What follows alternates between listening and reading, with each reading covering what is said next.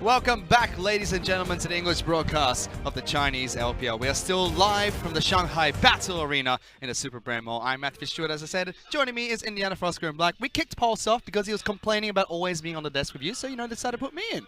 I see. And you were not happy with Pulse and you always being there. So Nah, that's fine. I have more fun with you anyway.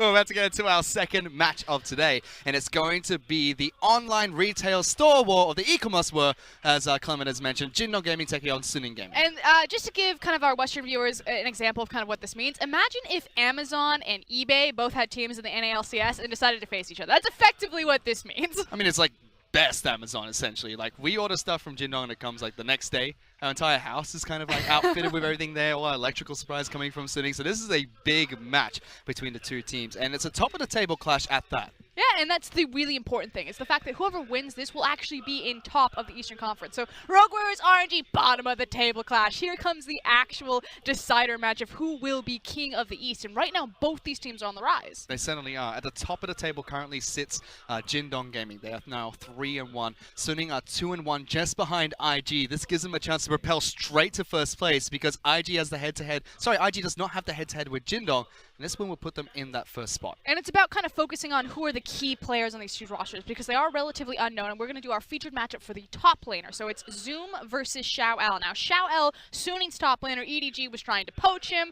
trying to get him up into their top lane. Suning managed to bring hold of him, and Zoom is kind of the newcomer. Again, this new blood rookie player coming into the LPL, and both of them have been nothing short of explosive. They certainly have been. We've seen a lot from Zoom, we've seen a lot from Xiao Al, and some really interesting picks in the top lane. We know that Vladimir's up there, we know that Ornn's up there, but Camille coming back into the meta. We have Jax being played as well. Yeah, we're not your normal LCS regions. We're not all about the tanks up here. We do like to play those fighters, and it does start with Xiao Al. Camille, for a long time in the LPL, was 100% pick or ban, flexed into the jungle, just like we've seen Blank kind of do in the LCK.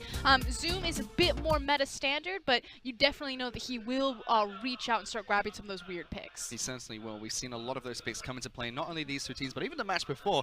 And now I really want to talk about the styles of these two teams, so to speak, because in the last match we saw a very fight-heavy game, as we normally see in the LPL. But these two teams, they will definitely be out for blood, especially what's at stake. Yeah, you thought that it was crazy in series number 1, but it's going to be even crazier as we take a look at the lineups. JD, Zoom, Clid, Yagao, Loken, and Mao. Meanwhile, Suning, it's Xiao Al, Tian, Knight, Fury, and Yoon. Now, Suning do have two different junglers, Hacker and Tian. They do kind of like to cycle them in and rotate, try to find the best fit. I personally believe that this is the best iteration of Suning's roster. And we've seen Hacker step in from time to time, but normally it's going to be Tian that starts them off, and that's what they're going to do here today against Jindong Gaming. Another player that we really have to look towards as well is going to be Knight in the mid lane. He's been an up-and-coming mid laner for them and has looked strong, relatively strong at the start of the split, but still makes small mistakes from time to time. So the LSPL is the secondary league underneath the LPL. It's now called the LDL, the League Development League, and Knight has kind of been bouncing around there for far too long. Formerly of Young Miracles, finally gets his shot in the LPL. He's more of a control mage, but known for heavy roaming, which usually you don't see those two factors go together. Normally control mages kind of hunker down and sit tight in the mid lane. Knight likes to get involved. Yeah, but Knight is the jack of all trades, so to speak, in that match. But first, before we get into this next match, let's actually have a look and have a listen in to what Knight has to say.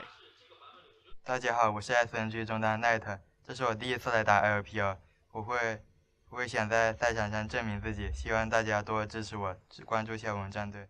京东这支队伍还是蛮强的吧，个人能力都不错，他们在德玛西亚杯取得不错的成绩。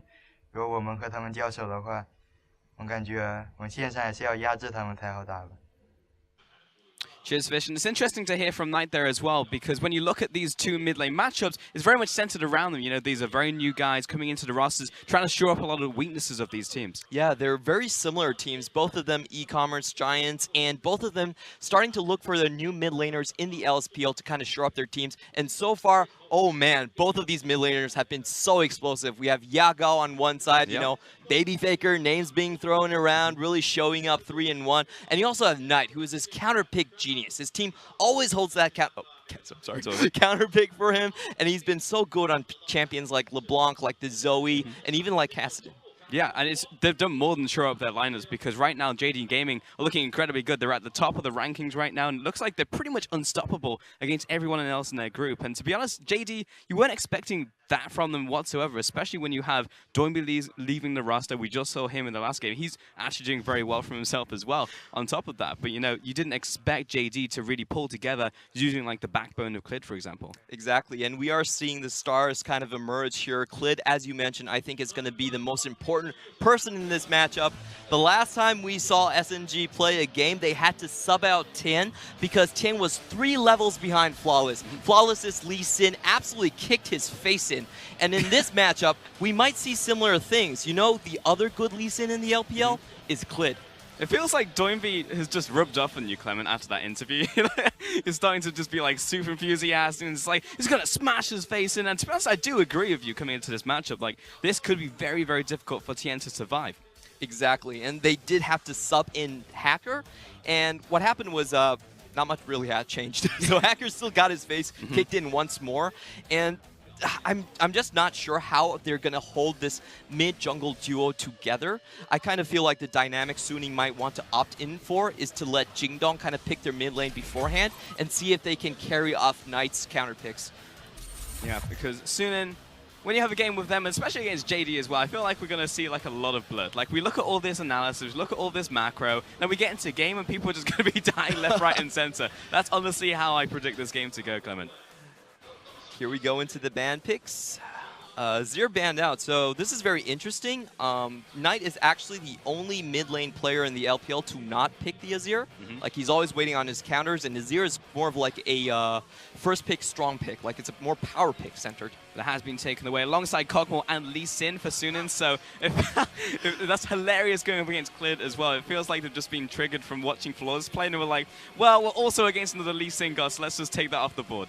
Ooh, this is very interesting. So Zoe, although a very strong pick, it does have a lot of counters. We can see that Jingdong definitely anticipated the possibility of a LeBlanc coming out, take that away, but there's also Caston on the roster that can go very well into Zoe as well. Yeah, just to recap some of the bans from JD, they had Camille, Jarvan, and LeBlanc, and then first pick Zoe on top of that. So Suning gonna counter here with the Sejuani in the jungle and a Braum for support.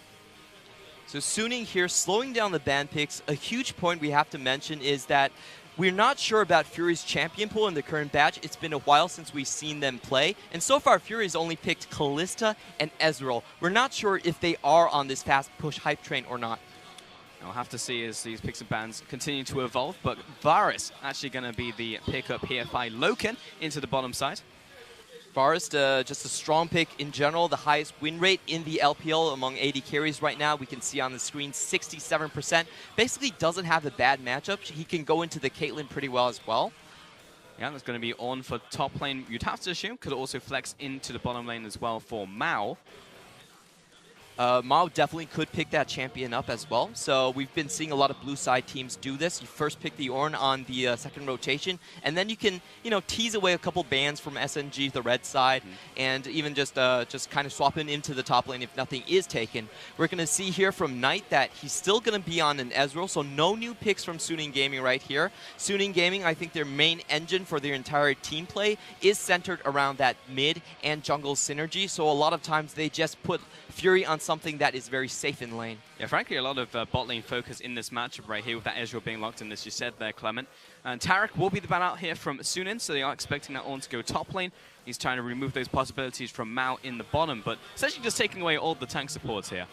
The big picks we still have for Clid right now are Kha'Zix and maybe even Rengar. There still are a lot of mid jungle synergy picks that they can go with the Zoe.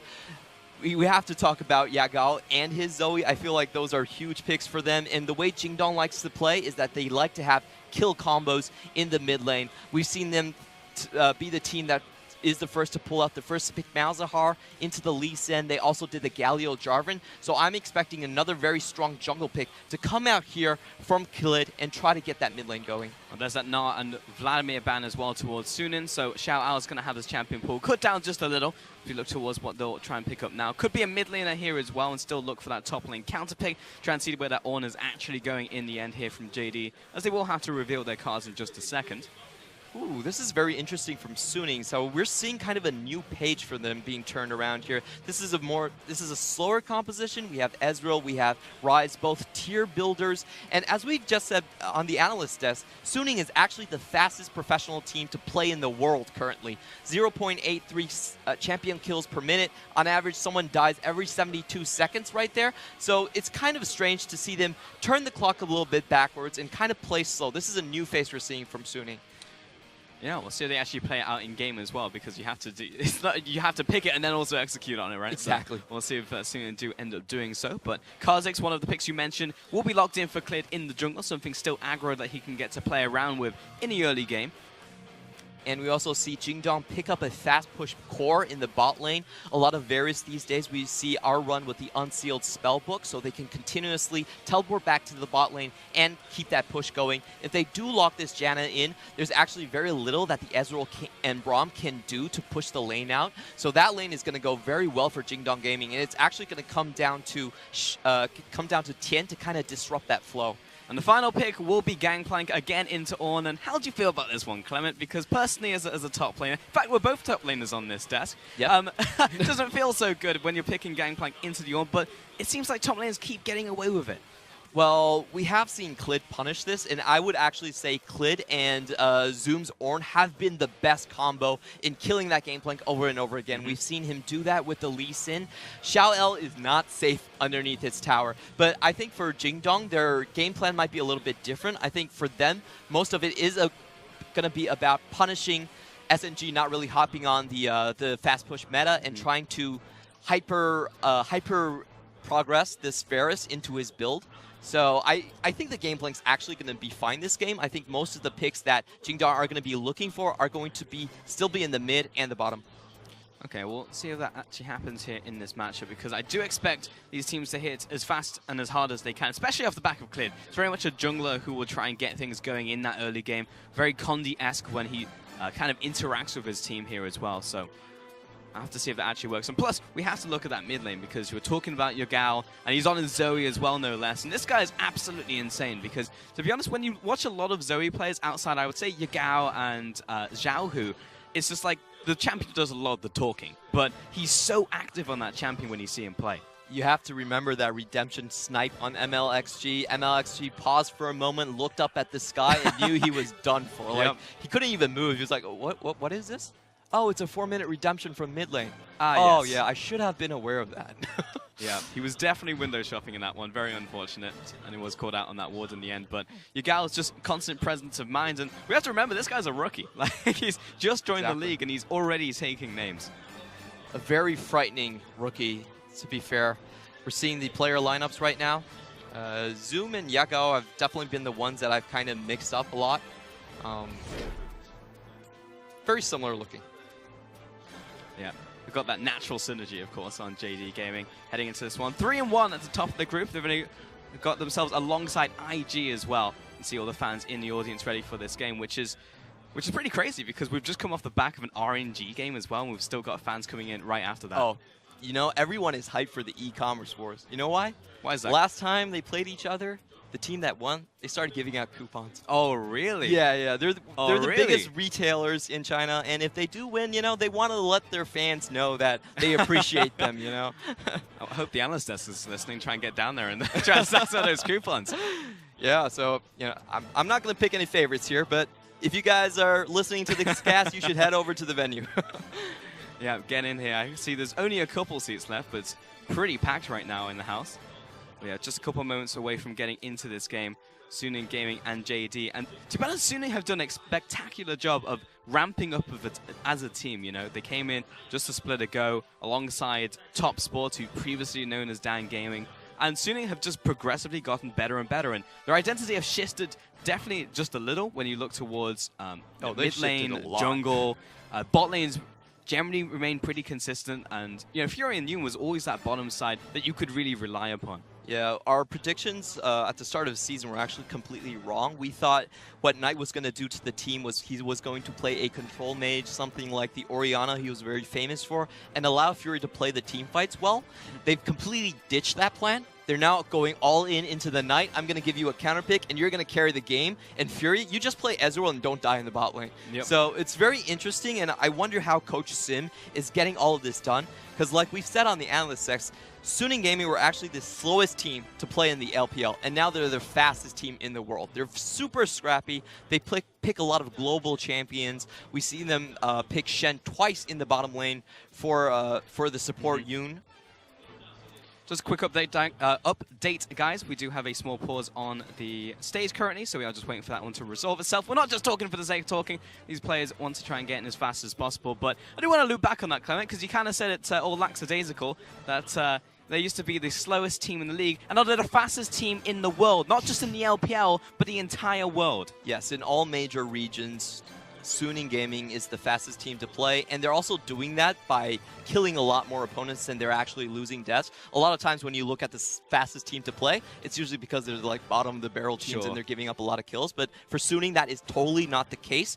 In fact, I would say that one of their strongest traits is how good they can find skirmishes and keep skirmishes going in the mid lane.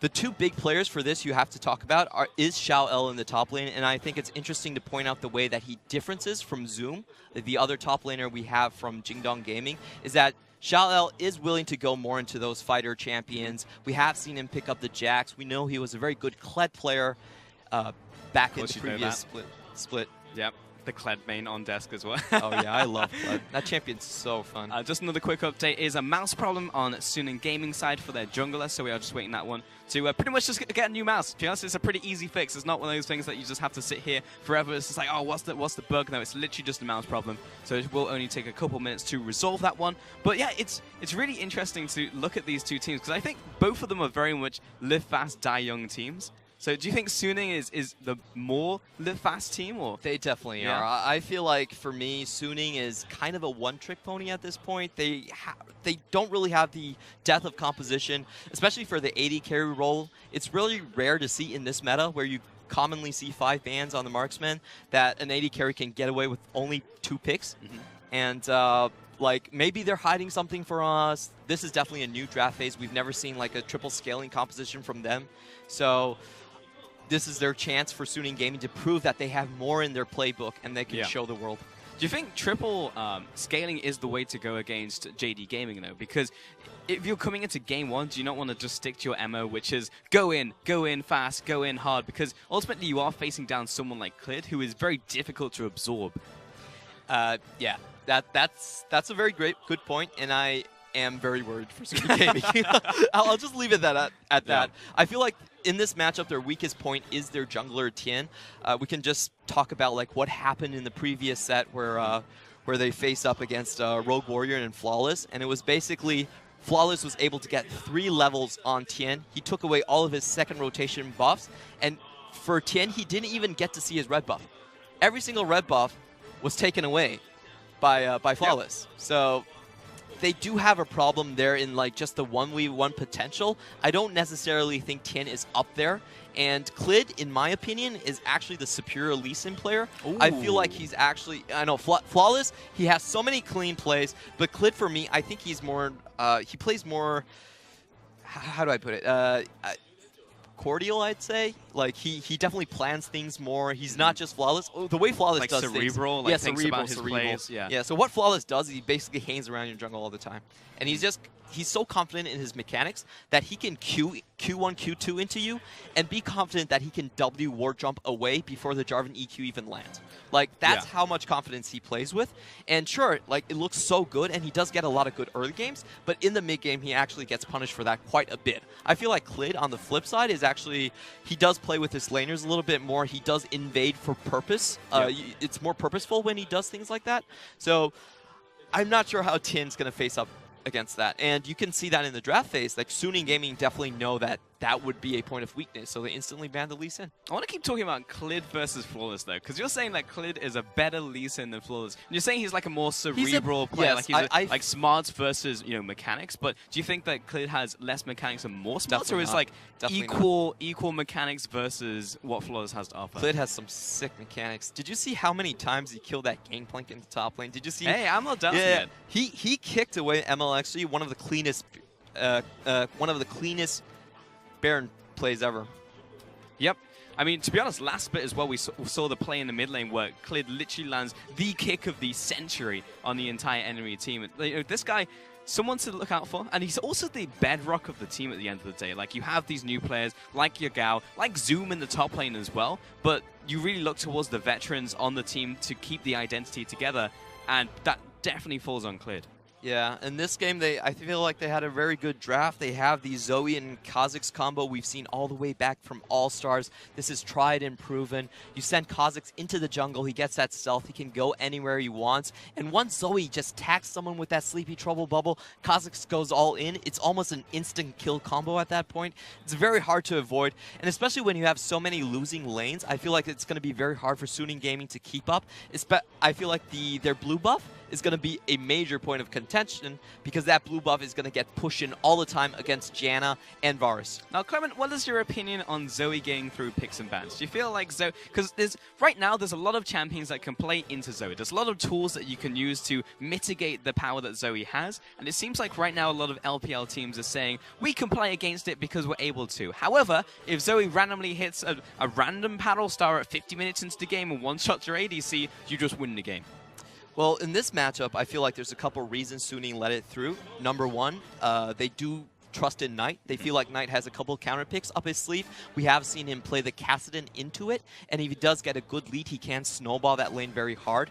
And the other point is, I just feel like Zoe is the type of champion where she has a sky-high upper limit, but she can also do very poorly in game. It's kind of there's a very heavy RNG focus on that type of champion. And for Suning, I actually feel like they're coming in here in this series as kind of the underdogs. So you're fine with that RNG type of element. Like, if they flip a bad coin and it goes like 60-40 in your favor, then it's fine. You're fine to take it because it's still better than 0, right? And we are the LPL at the end of the day. It's usually, if it's a 50-50, that's good for us because we can just outplay you at the end of the day. We have the mechanics, we have the talent to be able to make that one work for us. And you know, JD coming in here, saying that they're the favorites as well in a group like this because, you know, it's easy to say like this group, for example, could be less of the heavy hitters than we have in the other group. Obviously, WE, like EDG, look at those teams. But when you look at this one, IG springs to mind, RNG at the same time. But then you have JD, and JD are right at the top right now. JD, so far, they've been taking names. The only team that's been able to take them down a notch has been IG with Rookie in the mid lane. And I think you can see from that series like what it really takes to take Jingdong down a notch. And the two things I would talk about was about how Rookie was able to keep pace with Yagao. And so far, he's been the only mid laner to really be able to do that, to kind of contain him and stop him from snowballing the entire game. The second part is Jingdong still look very, very rough in terms of their macro plays. They will do a lot of suicidal things. We've just seen that in the previous year where Klitsch tries to go for an Elder Drake when he has 25% of his HP Not up. even, yeah. Yeah, so they're still very green on that side, but I feel very happy for them. They're a team that's been touted as a team with no stars, and people doubted them. They said they would probably be a bottom team, just like TOP. And they're proving everyone wrong. They're right at the top. I mean, to be fair, we're coming into week 3 now, so there's still a lot of LPL to play, but we're actually getting to the end now of inter-conference play. We're about to get into cross-conference very shortly, you know, just after Chinese New Year. And you know who's the happiest? Who's that? It's TOP. You know why? Why is that? Okay, so TOP... That seems like that doesn't seem great for TOP, because then you're facing like EDG. Let me give you my reasoning, okay? They're known as the Lingsi Street Assassins. So they've been able to defeat every single team that had a gaming house on that street, on Lingsi Road. So who is on the top of the other conference? It's Bilibili Gaming, Snake, and EDG. Those were the 3 teams that TOP, when they were down gaming, were able to defeat. So TOP, don't count them out yet. They're waiting for that intra-conference. Clement, it feels like we're reading tea leaves. I don't know. I don't know if we can take that really at face value, because you look at TOP, they're on what, a 16-series losing streak if you're including them being a team from last year. I've seen worse. I've seen worse. I mean, okay, you are from the LMS. You have seen worse, but TOP, in a best-of-3 system? They did show up against IG, though. I will say that. They actually did pull a pretty close series, and things are kind of warming up there. I wouldn't put my money on them necessarily, but... I'm saying there's a chance. yeah. But you know, they are showing some signs of life. Do you think that the reign of JD Gaming is going to continue through cross-conference? Do you feel like they're going to remain at the top, or IG will start to pull ahead, likewise with RNG? I do think they will keep their lead there. The thing about Jingdong Gaming and why they've been such a surprising team is that there are no weak members on this team, and that's kind of rare for any LPL squad, to be honest. Like, you can't point to a single person where you'd say, I feel like this person is not up to par on the task. Like, any one of these people can go off. I will say that where they do have their rough edges, is their team fight is still pretty one-dimensional. They do play a very aggressive style. Usually what Loken does is he flashes forward. Yeah. So they're definitely a forward-playing team. We didn't see a single kiting team fight for them against RNG. So that might be, that might come into play when they're going up against teams like BLG, who have Athena and can play that Azir so well.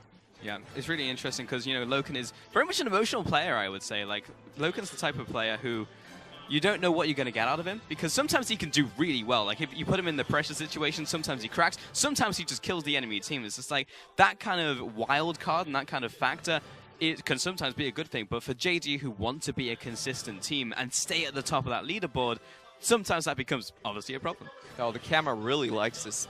Likes this one sign. fan. Yeah. Oh no, yes, 100%. Oh, what were you looking at, Paul? Huh? No, I was definitely looking at the sign. What are you talking about? Okay. 100%. No. Well. Yeah, unfortunately, we're struggling to find a mouse. Yeah, is what I'm hearing. Mouse is still impacting the games quite heavily, even without playing. Nah, he's off at the side. Yeah, why do we just grab mouse? I wouldn't mind interviewing him again. Just interview Doinby. Yeah. Oh, I was really surprised about Doinby interview because I was kind of worried if I should translate or not. Oh yeah? Yeah, because he was basically setting himself on fire against all the fans. Like, what is the fan base talking about? To be honest, it's just really cool listening from Doinby. The guy's just like, he talks the way he plays, He's just got like so much style. Straightforward. Yeah, he's very straightforward and is just like, likes to talk about everything that is going on. He's very like straight, very, very forward, as he said. But we are going to send it over to Yalen's desk while we try and resolve this deck issue. Thank you very much, Pulse. Unfortunately, 10 is still having some mouse issues, which, wasn't the case of their jungler last game. But enough of that. Let's go and break down this match. Bad joke. I had a joke ready, and then Clement stole it from me. And now I just want to go over there, have some very angry words about Clement. But let's get into this match for Oscar, and they've been feeling for some time. Let's, relieve the pressure off Pulse and Clement. History of these two pings teams. in my ear. Quick, Fruskier, we need a history lesson. Go! History of these two teams, because they're relatively new to the LPL, especially the organization of Jingdong as well as Suning. Yeah, so let's start with Suning. No, let's actually start with JD, because they're actually the older organization coming into this. So in 2015, there was this little known team called the Chaogu, and Doinby was the mid laner of that team. That was the Doinby Swift combo. I'm going to go pretty quickly through this, and then they play through. That team eventually becomes newbie, but the QG Reapers come up from the LSPL into the LPL, and then that roster is eventually bought and renamed as Jingdong Gaming. And of course, JD are the effectively Amazon of China. Now, when they go through that shift, they maintain Doinby. It was the Swift Doinby rivalry. Anytime JD and newbie would clash heads, it was also very interesting because that was the ultimate rivalry. Of course, Swift is no longer in the LPL, so I guess Doinby reigns supremes. JK, he switched over to Rogue Warriors, and this is where we are currently for 2018 JD Gaming. So they go through a couple of rebrandings, they lose their star player, and now the theme for them is reboot. The only player who is kind of extended from the previous roster to this one is Clid and Loken. Now, Mao did come in kind of halfway through, but Clid was the big superstar, and now he has to kind of carry alongside his new superstar in Yagao and top laner Zoom.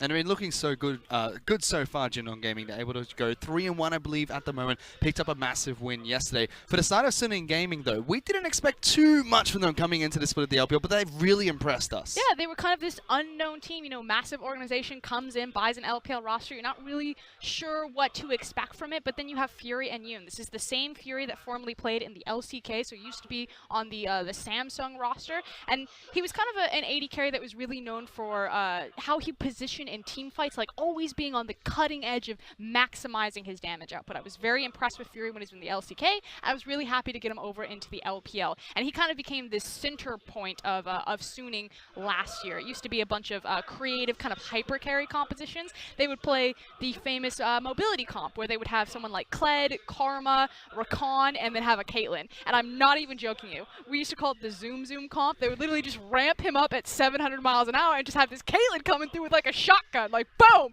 got him. And they made a playoff run from LSPL to playoffs, and a single split. Suning were a real surprise, which is why we were very excited for them coming into spring of 2018. Western fans, they have no idea who Suning are, but Suning made the exact upgrades in the exact positions that they needed to turn an initial playoff split into a deep run playoff. And we've already seen teams from the LSPL make these massive runs, and the biggest one is IMA. We were casting that grand final where they were able to make it to Worlds.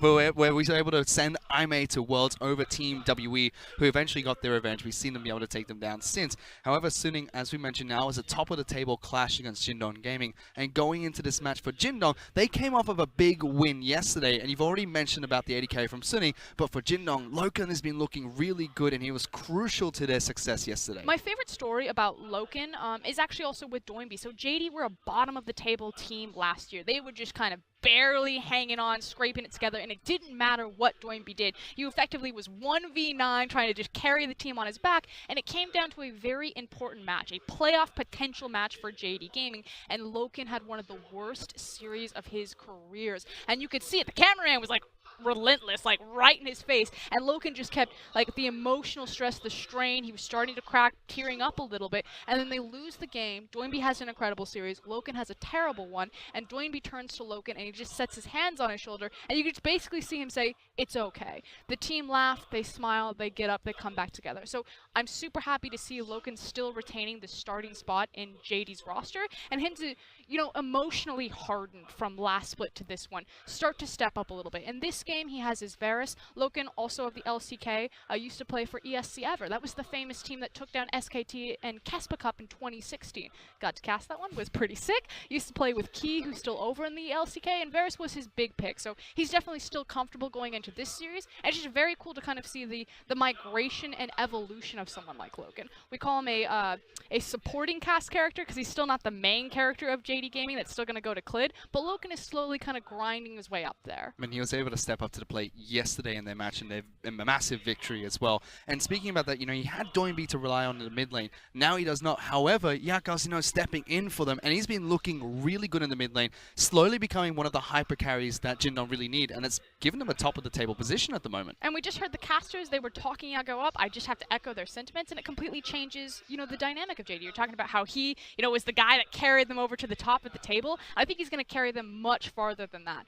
Again, it's just really unfortunate that a lot of Western fans will come in and they won't know anything about these teams because a lot of the times they don't make it to an international stage. But a lot of these players, like Yago, could end up on an international stage. They're actually that good. He reminds me very much of Xiaohu when Xiaohu first came into the LPL. You're just watching him and the mechanical feats and the aggression and just when... You know how when you watch a player and you can kind of see what they're thinking, like their thought process, and you just see that killer instinct? He has it, and he is something very special, and JD are incredibly fortunate to pair him up with talents like Loken and Klid. He also continues the trend of LPL players having amazing names. His translates to Toothpaste. toothpaste. So we have toothpaste in the mid lane.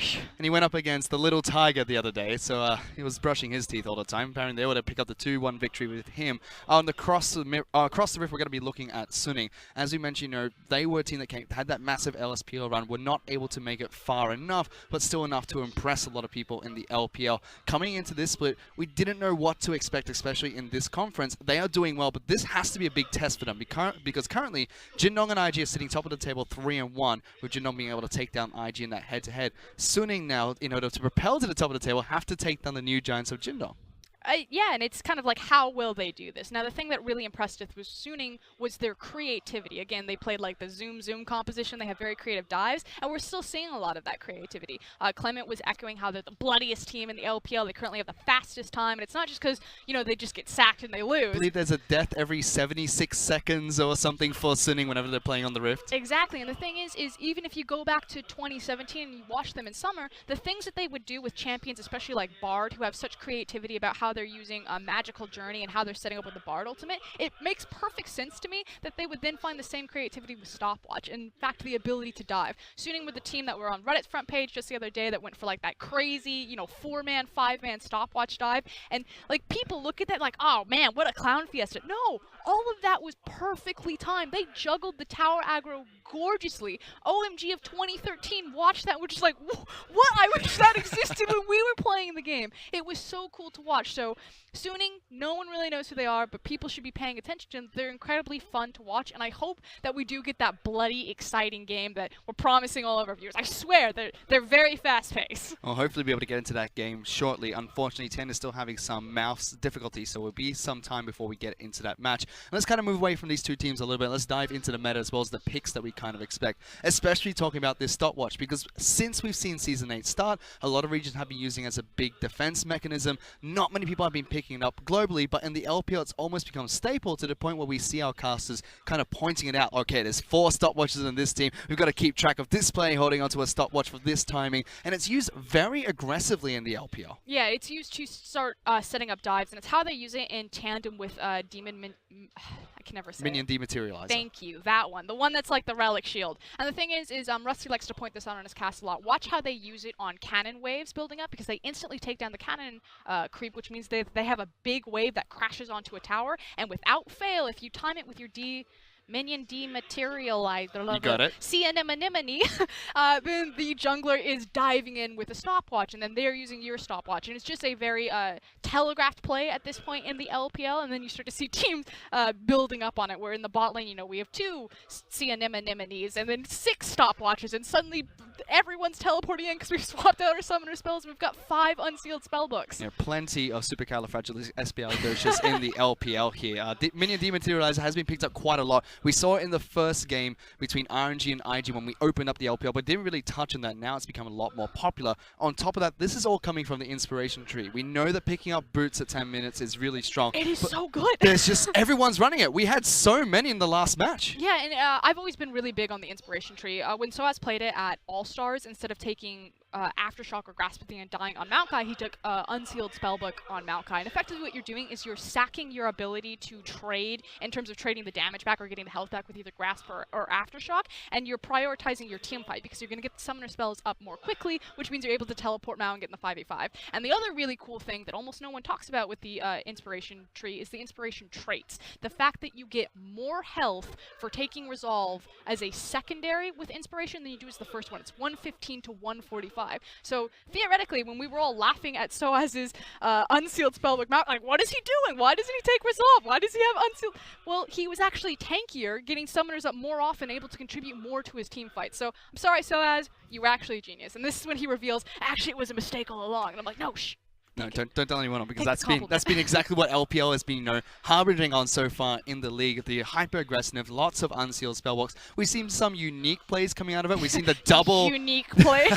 We've seen the double swap to have multiple teleports in the same team fight. We even see it unlocking the bottom lane quite a bit, because we know that Ming started off with the Alistar, picking up for Ghost as well as Flash for team fight potential. But now we have teleports on 80 carries. We have teleports on supports, not only bringing them to other sides of the map, but allowing these unique AD carries to come back into the meta. And the big swing, of course, that you're alluding to is Team WE and their fast push composition with Caitlyn, where we saw it at Worlds. It plays in a very similar way, where you take down Caitlyn's tower as quickly as possible, and you quickly start rotating her around the map. But by taking teleport, suddenly you get that much more control of your creep waves. Even if you have a bad trade, you can just TP back in. But then you're also that much faster on your rotation. Instead of, you know, resetting and walking back down, you're teleporting around, and you're not ganking with the Caitlyn, but you're taking the tower, you know, 30 seconds faster 30 to 45 seconds faster than it would take you to walk into position. So it was incredibly unique to see Team WE to do it, and it feels like the patch didn't shift. Like, we're still on 8.1, but then as soon as Team WE played that composition, every LPL team suddenly adjusted. And now we have almost every single bottom lane, at least one of the bottom lanes, taking double Unsealed Spellbook teleport on one of their hyper carries. And on top of that, we see the aggressive AD carries almost picking it up just so they can maintain tempo, maintain that aggressiveness in the bottom lane. From time to time, we still have the odd Xayah here or there that will pick up press the attack, fleet footwork on Varus, but Unsealed Spellbook has really, made a stay in the LPL. And a lot of champions have been changing in the meta as well. We had Misfortune crop up very early in the season and completely smacked out of the LPL. The same patch, which is what's crazy to me. Because you're absolutely right. Week 1, the first 3 days, we had MF perma-banned away. She never even got picked. She was just always in the ban list. She almost never comes out in the LPL, but then suddenly just completely disappears. The same thing with Callista. And it wasn't a patch shift or a numbers adjustment that did this. I don't know if things are going crazy in scrims or it's just all of the games that we've seen on the stage, but you see the evolution of this meta. I think we've evolved it in 3 different ways over the course of 2 weeks on a single patch. And to me, that's awesome. I've never seen a meta do that before. A lot of that has been in the bottom lane in the LPL. However, some things have really stayed the same here, mostly in the top side of the map. I mean, we had the NALCS this morning talk about how Nara is very popular in the LCK, very popular and not really played in the NA, but is cropping up here. And Jan also talking about Vladimir, which is very strong in the LPL. Not only picked up as a mid lane pick, but also flexed by a lot of teams into the top lane. And really is one of those champions that likes to scale late into the game, but we have such short game times in the LPL that he's just fighting all the time now. Yeah, and that was the big point that Jat was hitting on, is the fact that, of course, Vladimir would do really well in the LPL because since we're fighting all the time, you're pretty much maximizing the use out of his Hemoplague. But I do agree with you. It is quite interesting. Vladimir hyper scales so well, and so we see a lot of games. I know when we're watching games together as an analyst, because the caster desk is actually right over here, and so a lot of times our analysts waiting on desk will all sit together and we'll just kind of talk about the games and watch them on screen. We always talk about oh, unfortunately this game's over. It's Azir Vladimir, but this game's gotten snowballed out of control, and they can just stall out for 15 minutes and they just won't be able to do it. But on the flip side, then if Vladimir's on the winning team and he suddenly gets snowballed ahead, that hits like a truck. I mean, as you said, during All-Stars, we saw Soaz pick up the Unsealed Spellbook on Maokai. Vladimir was one of those top lane picks that a couple of LPL top laners were messing around with in solo queue. And we're like, oh, here we go. This weird pick, it's going to crop up somewhere, and then suddenly becomes a staple pick in the LPL. Something that is constantly banned out as well. The mid lane, however, is still focused on a lot of key-centric champions. We see Ryze very frequently, Azir, as well as Zoe. These are the main 3. Malzahar. Malzahar's the 4th one. And on top of that, we have a couple of players that like to play support, like Rookie or like Doinby, who pick up the Karma. We've had an odd Lulu game here and there. But the mid lane has not really changed, except for the fact that people are now picking up Minion Dematerializer, push out, but no weird champions coming into play, so to speak. We're not getting as many Azirs through. He still has such a high priority in our ban phase, but I feel like anytime I turn on the LCK, I'm seeing a lot more Azir. And, maybe that speaks to the LPL mid laners not feeling as comfortable about what answers they take into it. I know that Karma, as we see Rookie and Doinby picking it up, a lot of the times it is to kind of deal with the Azir, because you can try to poke him out or not abuse his long range, but circumvent his long range by kind of running around. It also was the same theory with Lulu when she used to be back into the meta, used to place the her picks on a creep on the back line and then shoot the glitter lance from there, and then your range goes from this to this. And so you can technically hit Azir where he can't hit you, but it feels like teams have backed away from that. Now they're just like, nope, just ban the Azir. And we see a lot of priority, as you mentioned, on on the global pressure from Unsealed Spellbook, on the mobility from champions like Vladimir, Karma, Azir. And normally when we have metas like this, we see champions like Twisted Fate start to crop up. He hasn't been around in the meta for the longest time. He's just getting obliterated in the mid lane. No one's going to be playing him here. But no real big changes in the mid lane just yet. That's where the LPL's kind of stayed, similar to the rest of the world in terms of meta. In the jungle, it's quite similar as well. We see Kha'Zix and Jarvan picked up very frequently. The odd Lee Sin player like Flawless will always get his hands on that champion, but not too much innovation going on there either. The biggest innovation for us really is still in that bottom lane, the fact that we play more Vayne than anywhere else in the world. And I was having this discussion. I'm not sure if it's simply because we're taking advantage of because it makes sense that you'd be able to play Vayne in this meta. The Relic, the Overheal, the fact that Tom Kinch is running around, the fact that you can do Unsealed Spellbook and you have the teleports. The fact that it's the LPL and everyone plays Vayne. But I think that's what it is. I think it is as simple as we have a ton of Vayne players, and our Vayne players are very good, so they're going to play Vayne, and that's literally the only analysis that I come, because I look at this, I'm like, Ryze is such a powerful champion in the game. Why would Vayne ever be viable? Because Ryze can hit you outside of or right on Vayne's auto attack range, and then you think of an Azir, like Vayne is such short range. If an Azir's in the game, she can't get anywhere to do any damage. But the LPL's like, whatever, pick it. We can do it. We'll be fine. It's fine. I mean, what are the chances that right now Uzi's, sitting at home watching his team play and be like, why 4-enable? Both of them being able to play Vayne. I just want to come back to the LPL and play Vayne. RNG's first game had a Vayne. And, he's the one that is really well known for this champion. I mean, Crystal's laughing on Snake. He's already played 4 games in the champion. I actually think, again, another discussion with Raz, quote unquote for Razzleplasm. Crystal's the best Vayne in the LPL. He's actually really good at the champion. We have a lot of incredible Vayne players. If you haven't seen Snake play, there's a reason why they're on top of the standings. And I have a sneaking suspicion that it does involve Crystal's positioning on Vayne. He's got one gorgeous team fight that comes up in our top 5 plays a lot of the time, but it was very cool to watch. Crystal has been a standout player for Snake. Snake in general doing really well at the start of the LPL here. On top of that, in the bottom lane, we see a lot of on-hit damage builders. We see Varus as well as Kog'Maw cropping up. Kog'Maw feels like a hyper carry at the moment, but it almost feels like he can't scale as well into the late game anymore. But, we'll have to see what's going to be panning out, because actually, we're going straight into this game. Let's send it back to our casters. Thank you so much, guys. And indeed, we are getting into game. We'll try and get that onto your screens as fast as possible. Apologies about the delay. It was a mouse issue, but we are now 2 minutes 30 into the game. That's because we had to pause, repause, pause, repause, and then eventually we're here now. So nothing's actually happened, just been the start of the laning phase here, Clement. Yeah, and just to give everyone kind of a refresher on the picks being chosen here for Suning Gaming, we are seeing a triple scale composition. This is not something that we've seen them pick before. And for Jingdong Gaming, everything's really about that mid-jungle combo with Kha'Zix and Zoe in the mid lane.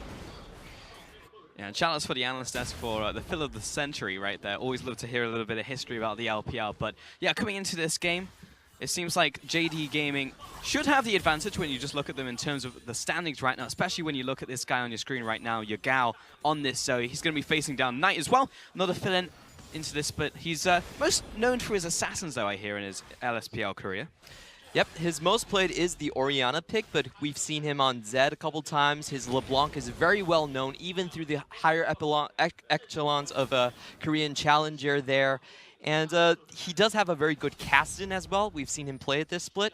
What's more interesting about his champion pool is that he's one of the only mid laners to not pick up the Azir. Yeah, meanwhile, on the top lane, you've got Zoom, Xiao Ao. Again, we're seeing this Gangplank and Ornn matchup over and over and over again. But as you were telling me, you were promising me, Clement, that JD Gaming is one of the teams who will really actually try and punish this Gangplank on the top side. They definitely are. You can see Clit up here right now. Like, Xiao is very overextended, but good on Tien that he was able to spot this out. What I'm really interested about talking is the bot lane. If you can see the matchup, it should be in favor of Jingdong, but Suning played very well into this. They actually took double minion dematerializer and are actually able to equalize that lane. Yeah, actually just going to be farming this one out here against Loken and against Mao. And it looks like JD Gaming are moving towards that fast push composition that we're starting to see all over the board, especially with this Janna coming in as well. This is kind of hilarious that a single rune decision can influence how the laning matchups actually work. Because Suning should have been pushed in from the get-go. Ezreal does not have any pushing power. We typically see Janna as a straight counter into the Braum, but they're still able to hold themselves in lane. And if you look at how many minion dematerializers they still have left, that's still enough to clear a full wave. Oh yeah. This is very aggressive by Tian, though. He's actually invading onto the Kha'Zix, and Clid not very happy about this, because he got mid lane as well! Your gal just half helps him and puts him 6 feet under. That was a mistake from Tien, if I could say right there. So what happened was Tien actually chased Clid out of the jungle, but Clid came back on the same side and basically caught him out. We're going into another pause right now. We are indeed, and unfortunately that was Sejuani dying on Suning's side, and I know the mouse issue did belong to the jungler of Suning, but I didn't see anything there that would allude to a necessary mouse problem. So yeah, I accidentally passed into the enemy jungle. Sorry, guys. We do have Chrono Break, and we have that happen in the LPL before. So if there is something that drastic, I'm sure that we can, go back to a time where might Yeah. have been better.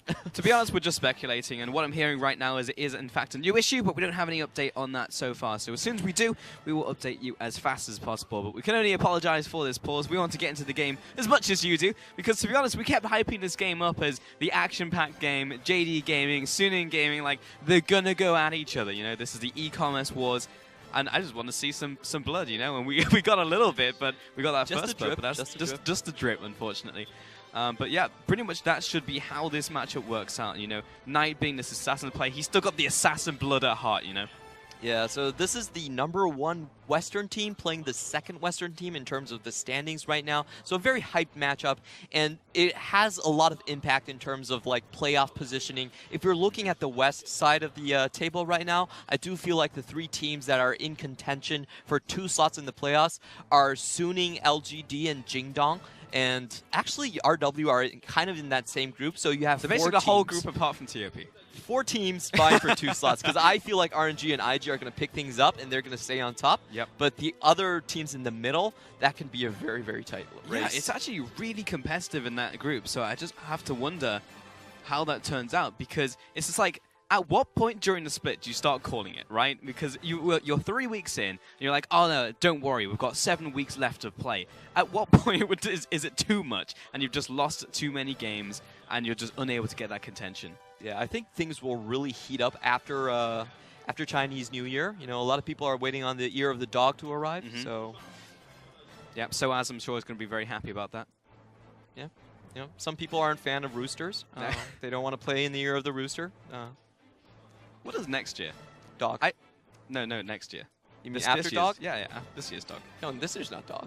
This year's not dog? Next year's Dog. What's this year? No, you have to count... You have to count by lunar years. Oh. So after this lunar year, it's going to be Dog. Okay. Yeah, alright, yeah, okay. that's Gotcha, the way I gotcha. see it. So after the Chinese New Year's break, then it's Dog. Yeah, I see. I should know that as well. I am the year of the boar. Oh. Yep. The boar? We typically just Yeah. call it pig. Yeah, but boar sounds way cooler than pig. Okay. You know, whatever suits you. What are you, Clement? I'm a snake. Snake? That's why I'm a snake fan. Oh, really? Yeah. That's why you're a snake fan? Not really. Not really. Not everything in life depends on your Clement, zodiac. you meant to just double down on that statement. You're just like, yes, I was born into it. I was born into being It's a in my snake blood. fan. Maybe that's I'm a why the snake Slytherin. arena. Maybe that's why the snake arena is packed every single time. They just get all the snake people in. I'm pretty sure it has more to do with all the people in Chongqing. Oh, maybe. Yeah. Those fans are very, very, very passionate. Yeah, so just to kind of, you know, keep our heads in the game a little bit. Fast push from Jingdong Gaming coming out here, and they did manage to collapse and get a first pick on Tian, which is pretty bad news from for Suning Gaming, because before the game started, we said that this was the main point that they had to worry about, was being jungle invaded. Tian did not show the ability to really resist against Flawless, and now he's going up against, in my opinion, an even better Lee Sin player in Clid, and giving First Blood over, that feels really bad. We've seen so many Zoes. If you give them an inch, they will take a mile. They'll just snowball crazy on that pit champion. So how do you feel about the fact that Tian was just like, I'm going to invade Grom? Do you feel like that's not a good move against someone like Clid who's on Kha'Zix? well, there's a couple very obvious things that went wrong, and I know we were talking about the bot lane, so to be honest, I didn't see how the entire play developed, but what we did see was that Sejuani actually had 2 wards already set up in the blue side, so she wasn't going in there blind. Yeah. But it did seem like she wasn't considering Zoe the main point, I feel, because Zoe got to there super fast. Oh, yeah. It was very clear that Yakao had the priority in lane, and I think that's what really killed the Sejuani. If it was just the damage from the Kha'Zix, and I feel like she could have Arctic Assaults over the wall and be fine with that, but it did seem like something was missing there, maybe the communication, or maybe even Zoe just used a flash or something. We might have to get the replay after we go back into game. Very true. And to be honest, that's just one of the wildcard factors of Zoe. We were talking about her impact in late game, but she's impactful all game long. Like in the early game, she'll still literally half health you is what we saw. Well, it says why. She's meant to be the tanky one. So there's this one play that really tilted me in the Demacia Cup, and it was Rookie playing Zoe. So he brought Unsealed Spellbook, and he was running Teleport. He teleported back to lane, shoved, and the enemy mid laner had to go back. Now his jungle just happened to be pathing in the bottom side of the map, and you know, usually in a 3v2 situation, it's safe for the enemy bot lane. And then Rookie just managed to pick up another teleport. So he just teleported 30 seconds ago. He picks up another teleport on the ground and instantly makes it a 4v2 bot lane. And I just sat there thinking to myself, is there actually a good macro defense against that? And the answer was no. Like, no, there is not.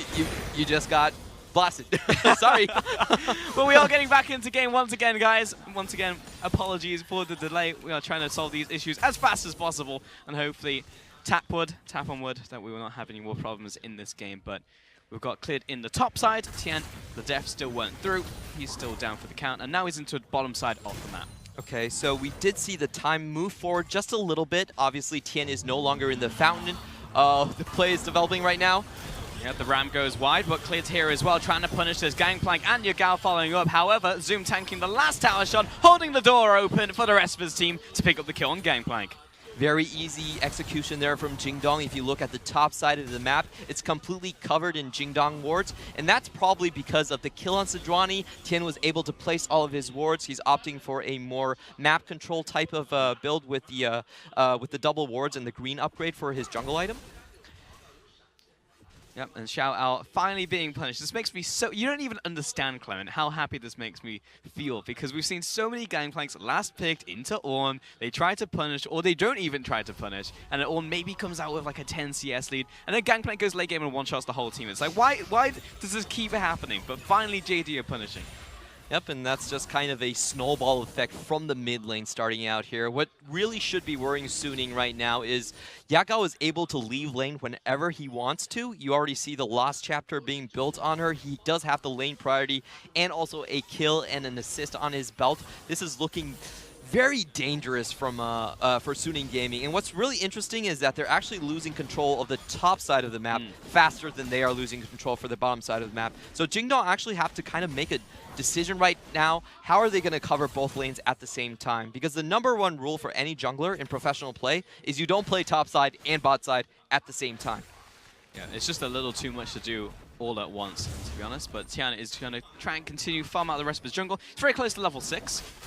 And this should be level 6 for him indeed. So now he will be able to look for a counter gank maybe, or even force open a gank on a different side of the map. Though he is still hovering around this top side.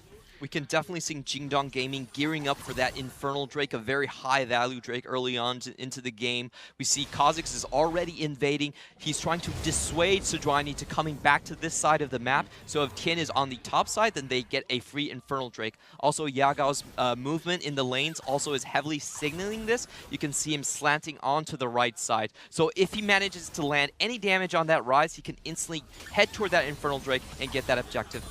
It's a lot of just small things right now, so Gao is looking just to cut Knight off, but unfortunately wasn't able to do so with the bubble, and cleared Warpath towards the top side. Most likely to give the blue buff over to Yagao, and also the fact that he showed his face means that Tian now knows that his blue buff was stolen away. Though if you take a look at the bottom side of the map, that's a lot of vision from JD Gaming. Pretty much just lit that whole area up like a Christmas tree around that dragon. Oh, Gangplank coming in. They're trying to dissuade the fast push. Yeah, well, we've popped his ultimate. I'm not sure if he's coming in as such. Though Loken will burn the flash here, and honestly, Suning going to be very happy about that. Very safe play there. They did see the Sejuani and the Rise in the mid lane, so they understood that was only a 2v2 scenario, but still opted to give up the flash there. So this is, I feel like this is actually pretty good play from Jingdong. They just want to avoid like any unnecessary deaths that would disrupt their tempo in the game. If they can hold kind of how the laning situation as it should be, then they should definitely come out ahead. Normally when you see an exhaust, it's like, an all-in situation, but in Zoe's case, it's just something she picked up off the floor. Yeah, and she probably just used the redemption as well. We did see her pick that up. Knight getting bullied out of the lane. Can't really blame him. The enemy just used 2 extra summoners. Yeah, not really his fault, but at the same time, I would say it's probably a team fault, because leaving this Zoe open makes it very difficult in the laning phase. And I thought isn't Rise meant to do okay into Zoe? Well, not if the Zoe starts with a kill and an assist. No. Okay, fair. Yeah, very fair. But yeah, there are meant to be answers now. And also you have to remember that this Rise did not get his blue buff. It was taken away by Clid. Yeah. Yeah, that just happened, and Clid actually punishing the top side as well. The Ornn Horn is sounded, and that's another very easy kill onto Xiao Ao. Another punish onto the GP. Jingdong Gaming basically telling Suning, we can play any side of the map you choose. You know, you go ahead, you can use all your wards bot lane. I'm just going to go top and kill your top laner. It doesn't matter, you're not even going to contest. Yeah, Zoom is building a massive CS differential against him and Xiao Ao right now. almost 40 actually in that top lane. It's going to be absolutely massive. And Xiao, he's not even got his Triforce. Usually at this point in time, I'm just like, why does Gangplank lose lane and still get Triforce at 12 minutes? But right now, he's actually starting to struggle just a little bit because of so much CS that he's missed. Yeah, and this is not something we've seen from Xiao so far. Like, he's a very good laner, likes to play into these fighters, and seeing him get camped like this is very uncharacteristic of him. I really think you have to give props of how well Jingdong is playing into this Gangplank. Yep. We've seen them do this in the previous series as well, so this is definitely something they've practiced very hard. And frankly, Zoom is just going to be unkillable at this point in time. He gets First Blood Gold on Tower, and he got those multiple assists on top of that. He's got the Iceborne Gauntlet, and he's got Mercrez. Like, he's just absolutely gigantic. Yeah, and the big problem here for Suning Gaming is that Yakao and Zoom can opt into that 4v2 bot lane at any point in the game. You can see Zoom summoners in the top lane. He hasn't needed to expend any of his summoners, so he still has that teleport up. Yep. He just needs to switch into it, and he'll turn up in the bottom side, especially when Infernal is going to be a thing very, very shortly between these two teams. Clid and Tian just spotting themselves in the river, just kind of passing ships. And right now, it's all centering towards this bottom side. You can see actually Suning Gaming are the ones who are pushing up here. Knight's going to get put to sleep, and Yugao going to come in with the punish here as well. Drops him to below half, with Clid chiming in there as well. However, Fury, Yoon right on his heels, and Clid goes into the stopwatch right now. In comes the Ornhorn, trying to disengage. Good block out from Yoon as well, but it is enough to get Clid out alive. And unfortunately, Knight's on the front lines, and he will fall. That was a very risky play from Suning Gaming. What they were hoping on was Zoom was so far in his lane that he wouldn't be able to teleport and interact with the Infernal take right there. But unfortunately for them, we could see that Zoom did in fact notice, and he came down pretty fast, was able to influence that game, and a great Varus ultimate there from Loken, catching out so many people, especially Knight. Man, imagine body blocking for your support there and still losing half your health because your Gao's just huge. Yeah, this is not looking very good for Suning Gaming. Traditionally, Knight's counterpick has been the Kassadin, but this time he just didn't opt into it. A good poke out here from Yakao. Secures them the Infernal Drake. And we'll take a look at this, and Clid goes into a stopwatch, but everyone's camping on top of his corpse. I want to see what happens to Knight, because he just gets trapped. Ah, he stopwatches. Yeah, he wanted to avoid the Varus ultimate, but even though he was able to avoid that, he was kind of still stunned in the position. Roosted himself down. And JD, they have 4 kills, an Infernal Dragon, first tower blood as well. First tower gold, rather. 3,000 gold advantage. And this early game is just all gone over to JD. And I can't help but think, Lemon, you know, the fact that we look towards Suning's composition, I see double tiers on that side. I'm like, It's almost like we're going for a scaling comp. Well, they are crying right now, if that's what the tiers thematically appropriate are. If that's what the tiers indicate. This is a scaling composition. They need to wait for a while. The Gangplank needs his items. The Ezreal, he does have his Iceborne Gauntlet, so that's gonna, that's gonna equalize the lane quite a bit. But overall, Suning Gaming, they don't have the firepower to fight right now, and it is about holding on. Trying to find this gank from Smith lane onto Yugao, but it's in fact Knight who's almost gonna drop here. Yugao doesn't follow up with the auto attack, which might have actually been the kill. And even though this guy knows his own strength at this point in time, puts Sejuani to sleep. You have a Paddle Star as well, mate. And Tian and Knight will both have to go back. And I guess they're regretting that letting Zoe through the band pick by now. Yeah, this is what regret looks like, ladies and gents. Tian stops recalling. He will go into the bottom side. He just has red buff, so he'll get a lot of his health back. But in the top lane, all is pushing Xiao back to his inner tower. And Suning, this just isn't their usual MO. This isn't generally what they go towards, because there's a reason why they're the fastest team in the league, in the world, is because they go for these early game compositions, they try and snowball, but this is not what we're seeing in this game, and it's going to bite them. Yep, Suning Gaming, they love their counter picks. Of the 8 games they played, they let Knight counterpick mid 7 times. But unfortunately for this game, I feel like it was completely out of his hands. Knight trying to get out. Good flash out, actually. Just managed to take the dropship out. And Knight will go back towards the mid lane. So that was very well played. Gangplank ult going to come down, defend that very crucial mid tower. If that mid tower falls, the bot lane is pretty much donezo. There's nothing they can do there. Zoe can just roam down. So a very good Gangplank ultimate coming down. On the flip side, though, JD Gaming playing exceptionally well. Like, they know exactly what to do when they have this advantage. They know how to exploit it. They know what to do next. The steps are all there. Everyone collapses at the same time. Like, it is looking exceptionally good from them. Yakao said in my interview with him that his teammates really push him to play the Zoe pick. They're really comfortable with it, and this is one of the picks that he does practice the most on. And you can see it's not just an individual skill thing. They're very familiar with how the composition works and what points they can pressure. So they're just rolling away with the game. Yeah, pretty much. Yagao's got an extra flash in his back pocket. We are looking towards the Herald now as well, courtesy of Clear. Looks like Yagao's going to go up there, at least towards the top side of the lane to support him. And Knight just constantly being battered down by these paddle stars. The constant barragement, honestly, from Yagao. Has to play this toxic game of dodgeball in mid lane. A bit unfortunate for for SNG right now, because the second Drake is going to be a Mountain Drake. That's another very good Drake to accelerate the game pace. So it's going to be difficult for Suning to continue this turtle. Yeah, because he's got the Eye of the Herald here, ready to drop that down in the lane. Top's already dead, so most likely going to be looking towards the mid lane. You'd have to assume here, Clement.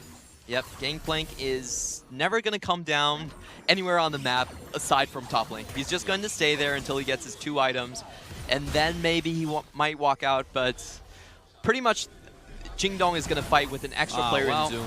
Tian has been spotted in the jungle, so he's going to lose all his health here. Klid and Yagao finding him isolated. In comes the Ornhorn knock up, but he should be able to get... Oh, it's interrupted! Knight unable to get out alive, and this time he dies, and this should be mid lane tower falling. Yeah, and this is just what we were talking about. Gangplank, he has no incentive to come out of his top lane shell. Jingdong, everywhere else on the map, is going to have an extra person in Zoom's Ornn, and they made very good use of it. Everyone turning up to the mid lane at the exact same time. Yagao's going to take a bunch of damage, but don't worry, Janet's here with the AoE heal. Another slam charge coming in from the Herald. Going to take a swipe as well at that tower, and the members of Suning Gaming trying to defend. So we'll be taking the tower down to about half, and JD say, that's pretty good for today. Let's go back to base and spend all our spoils of war. Yep, the next objectives for Jingdong Gaming is basically go home, get all your items, push in that bot lane, maybe chunk someone out, Mountain Drake, and then bot lane turret. So it's a very clear game plan for for Jingdong Gaming. It's up to Suning to kind of catch him off guard. See if they can use Tian's ultimate, the Glacial Prison, layer that with Xiao's Cannon Barrage. He still does have that up, did not use it in the last fight, so he can still impact the bot lane that way. But it really does come down to kind of this Mountain Drake in this bot lane. Yeah. If these two objectives both go over to Jingdong, I feel like it's lights out.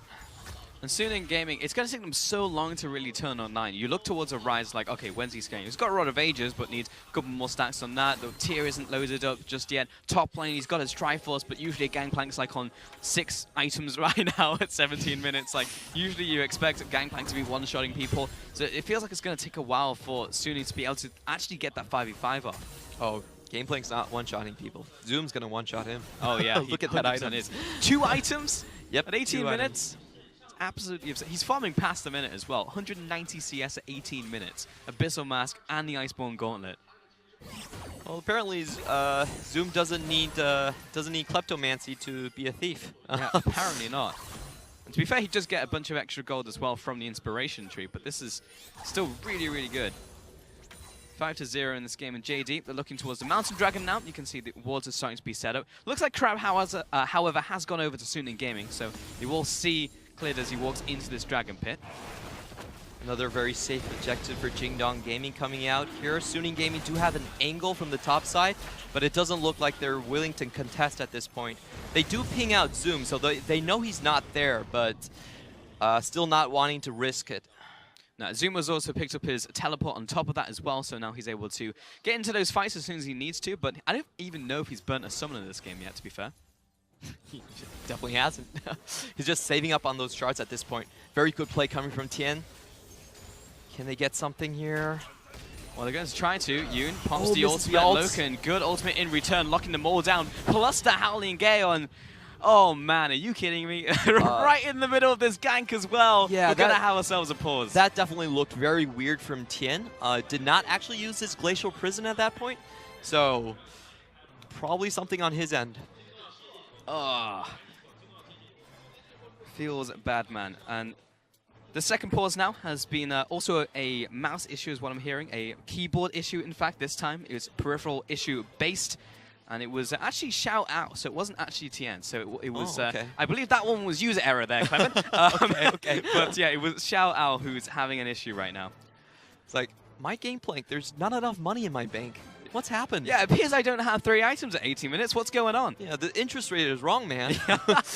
It appears my inspiration tree is broken, but yeah, unfortunately we're going to have another pause here, and hopefully we can swap it out or correct the issue as fast as we can. But we can talk about what's happened so far in this game, Clement. And to be honest, JD Gaming are completely running away with this game.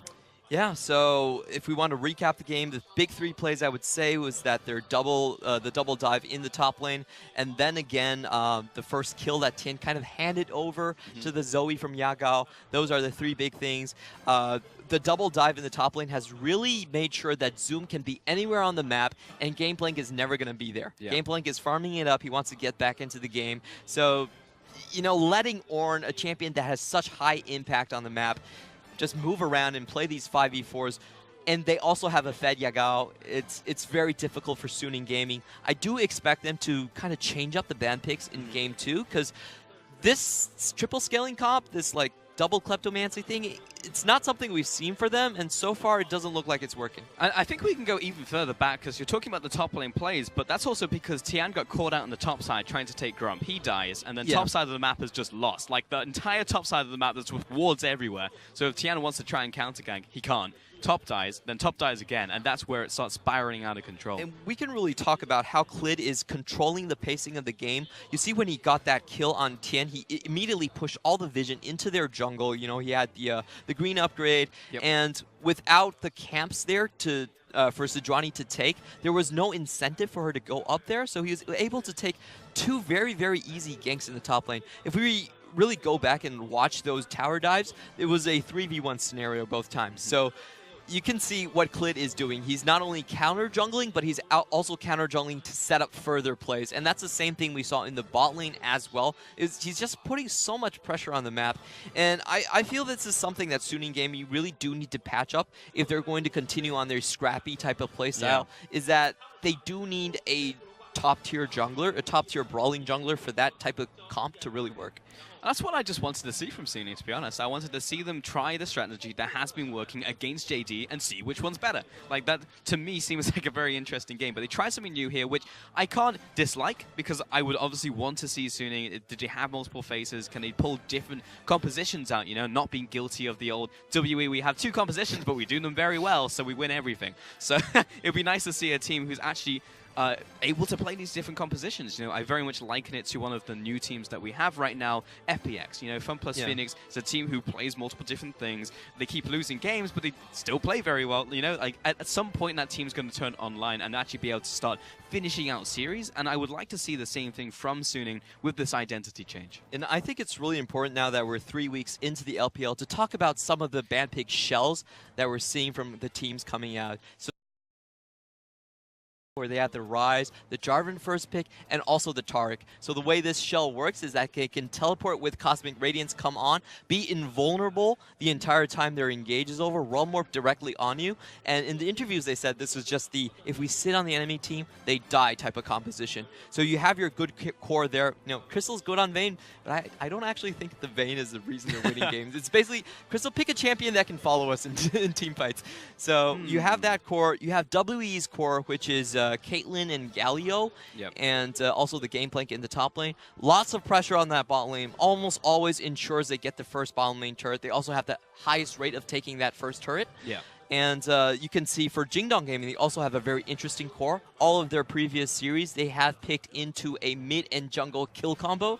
So they either have the Lee Sin Malzahar, they have the Jarvan Galio, or in this game, you can see them going all the way back into the All-Star and have that Zoe Kha'Zix combo. So you can see these teams are developing their ban picks. They're picking into shells that they're very comfortable with picking into. And the question is kind of for Suning is like, they don't really have a shell to speak of. They just have a counter pick. So they have a Knight, carry us. What do you got, Knight? Yeah. What can you bring to us in this game? Just an update, Clement. We do have another issue with Tien's backup mouse. So unfortunately, it's just peripheral issue after issue. Now, I will ask you, what does Suning do as a website? Is it, because I know it's e-commerce, can you order a new mouse from Suning? How fast will it arrive? I haven't used their website before, and please don't blame me for that. I'm hearing from production though, you can indeed by mice from Sunin. Well, So this would be a very this good, would be a good time to test yeah, it. it's a good time to show like how fast their delivery take time 10. is. Because you know, if you're ordering on Jingdong, their motto is if you order before 11 a.m., it'll be there by 5 p.m. on the same day. That's so That is very insane. impressive. That is actually super That's why I insane. buy all my stuff on Jingdong. Wow. Well, maybe we should have a race then. Maybe Who can get mice we'll both faster order mice to the at the venue? same time. Oh, that's gonna get so real. I would actually like to see that. Yeah, someone pass that along. We are going to take another look at that mid lane fight, however, the one that broke open this game. So we're going to take a look at that one right now. And, well, Knight loses most of his HP to start it off. Yeah, there was good posturing from SNG Gaming right there. They do get a kind of pick on Clid, but Clid still is able to get away with his perfect timing. Knight caught just in a very bad position, dies immediately. I think the main thing you look at that fight is how Zoom is there and Gangplank isn't. So what the Suning Gaming couldn't keep tabs on Zoom at that point. They didn't know where the Ornn was, so they were trying to kind of push their luck and just make a fast pick on that Infernal Drake and try to get themselves back in the game. Unfortunately for them, Zoom was already there waiting with his ultimate, and you could see that team fight went very, very poorly for Suning Gaming. That's just kind of the issues and the meta we're seeing right now is if you're going to pick Gangplank in the top lane blind, there is a lot of counters. Yeah, it's just so oppressive as well when this type of composition gets ahead, especially when you have winning matchups like that when Ornn, gets ahead. But this is, to be honest, one of the first times I've actually seen it really come to fruition, because so many times we see Gangplank get picked into Ornn, they get out of laning phase, and it's fine. But this is the one time that it doesn't, and this is why you want the Ornn into Gangplank matchup, because you are able to facilitate those ganks. He can't orange any of the CC that Ornn puts out, because it's all knockups, it's all displacement, and then you can follow up with the high damage from a jungler, from a mid laner, and it actually happened. And I also think it's very important to talk about side selection in these type of matchups. For top lane, it's very common to see red side top laners to have a much lower win percentage, and that's just because the jungler routes that we typically see in professional games, where it's bot to top, you typically have more pressure when you're on the blue side. You take your red first, you have 2 blasting cones that can take you over walls. So the push advantage is typically on the blue side top laner. So when you pick the Gangplank blind on the red side, there's a lot of scenarios where that lane is going to be constantly pushed up. And I feel like if you're going to pick the Gangplank blind, you can maybe do it on blue side. That would be safer, but doing on red side currently against teams like Jingdong that are very practiced in this, it's so risky. I feel like eventually this will start spreading out to the rest of the league, right? Like most teams will start being like, okay, this is the formula, this is the blueprint to shut down a GP when it's picked into the Ornn, because the fact is happening so consistently now. Something's got to change at some point. We can see, earlier today, RNG with Karsa doing the exact same thing, and they were doing much earlier level 3. They were successful on the first dive. I will leave it at that. The rest of that was kind of was it pretty successful? Weird. I mean, they got the first kill. They could have backed they off. did. That would have been but what successful. actually happened, Clement? 3 people just suicided into the GP, came out of laning phase with like all 7 items. All I'm trying to say is that is a very good strategy to run when that's what you're in meant the to do. Ornn and Gangplank matchup. You have that blue side pushing advantage for your top laner, and you can see it's very hard for most junglers to contest that 2v2 when it's blue versus red. The red side's typically at a disadvantage. Yeah. And that's kind of one of those interesting stats in League of Legends. Like, the only top lane champion that has a better win rate on red side is probably Singed. Because the correct play for the enemy jungler is just to never go top. Actually true. Actually very true. I'm actually wondering at what point, especially teams like OMG and teams like RW, is when they start consistently picking Alawi into Ornn. Now, it's not just because I'm an Alawi player, but it actually not only just a pick. Okay, yes, but it works very well into the Ornn. We've already seen it out of OMG. We've seen it out of Mouse as well. Like, we know that they can pick the pick. So when Gangplank stops working, you can pick the Alawi. All right. Let me get back to you on this. Here are my thoughts on Alawi and why I feel like maybe it's not like the best thing ever. So back when Alawi was on fire in the meta, everybody was talking about her. If you still went back and you checked Korean Challenger, actually very, very few top laners were playing Alawi. Very, very few. And the reason is that Alawi still has a number of huge problems. The first one, she's not that good into Camille, and Camille is the dominant top laner at that point. The second thing is she's very awkward in terms of team fights. It's very hard to get a good team fight with her. Her ultimate is not fire and forget like pretty horrible front to back. Yeah, so if the team just backs out, if they have good spacing, if they CC you at the right moments, then you kind of do nothing. So Alawi's just, we've seen her being picked before the Kleptomancy period. We've actually seen, like, in the LMS, we had Morning pick her in, in the top lane. And she's always been a good laner. But once you get past that, how are you supposed to work Alawi into the team fights? How are you supposed to work her into a split pushing competition? That has always been big problems for her, and I don't think they're easy problems to solve. Yeah, to be fair, the big problem with Alawi is her hard counter is people walking away from her. Yeah. And as soon as people realize that, the pick sucks. It's very similar to Riven, in fact, because Riven, you know, fell out, and it's like, how do we use this pick in a team fight? Well, if she finds a flank, then amazing. She one-shots everyone. Pretty similar to Alawi, but as soon as teams start warding up and actually playing around the fact there's a Riven in the game, she just becomes useless. So a lot of these picks, in fact, a lot of the top lane adaptation, I think, especially in the LPL, comes down to how fast is it going to take people to adapt to the top lane pick and how it's played against. And then once people do adapt, okay, scrap it, find the new best thing, right? Yeah. So it seems like it's almost a surprise factor to see how players work their way into it. And that's a Teemo mousepad. I dislike that. You know the great thing about the Chinese servers here is that Teemo is actually a 6300 BE champion. If you want to play a toxic champion, you have to pay for it. That makes me feel great. That does feel pretty good, to be honest. He's not 450. Paywall the toxic champions. Yeah, it really discourages people to pick up Teemo, and I feel good because, you know, whenever Teemo's good in the meta, I feel like there's something wrong with the meta. Because he's a champion that is supposed to, if you figure out how to play against him, then he shouldn't be viable. When was the last time that Teemo was good outside of, like, you know, Ares? Because before the runes reforged, like, I don't remember the last time Teemo was actually good. Oh, he was actually being played in Korean Challenger. What, for by a while. Noon? No, in the preseason, just this split in the preseason, he was actually being played because of all the poke in the game right there. You had your area, you had your mana flow ban. I'm saying before runes. Yeah. Well, you know, Teemo TSM used to have a one trick who played Teemo to the top of North American servers. Okay, fair. That was a long time ago. Wasn't that like season 2? Yeah, I did main Teemo for a while. I did watch the Rayman stream. That was Wriggle's Lantern meta. I love that. Oh, meta. Wriggle's Lantern, that's a throwback. Holy moly. If you're a top lane, you'd love that. Yeah, to be fair, that was good. Okay, talk to me about Kled, because I know you're a big Kled player. We saw him the other day in top lane.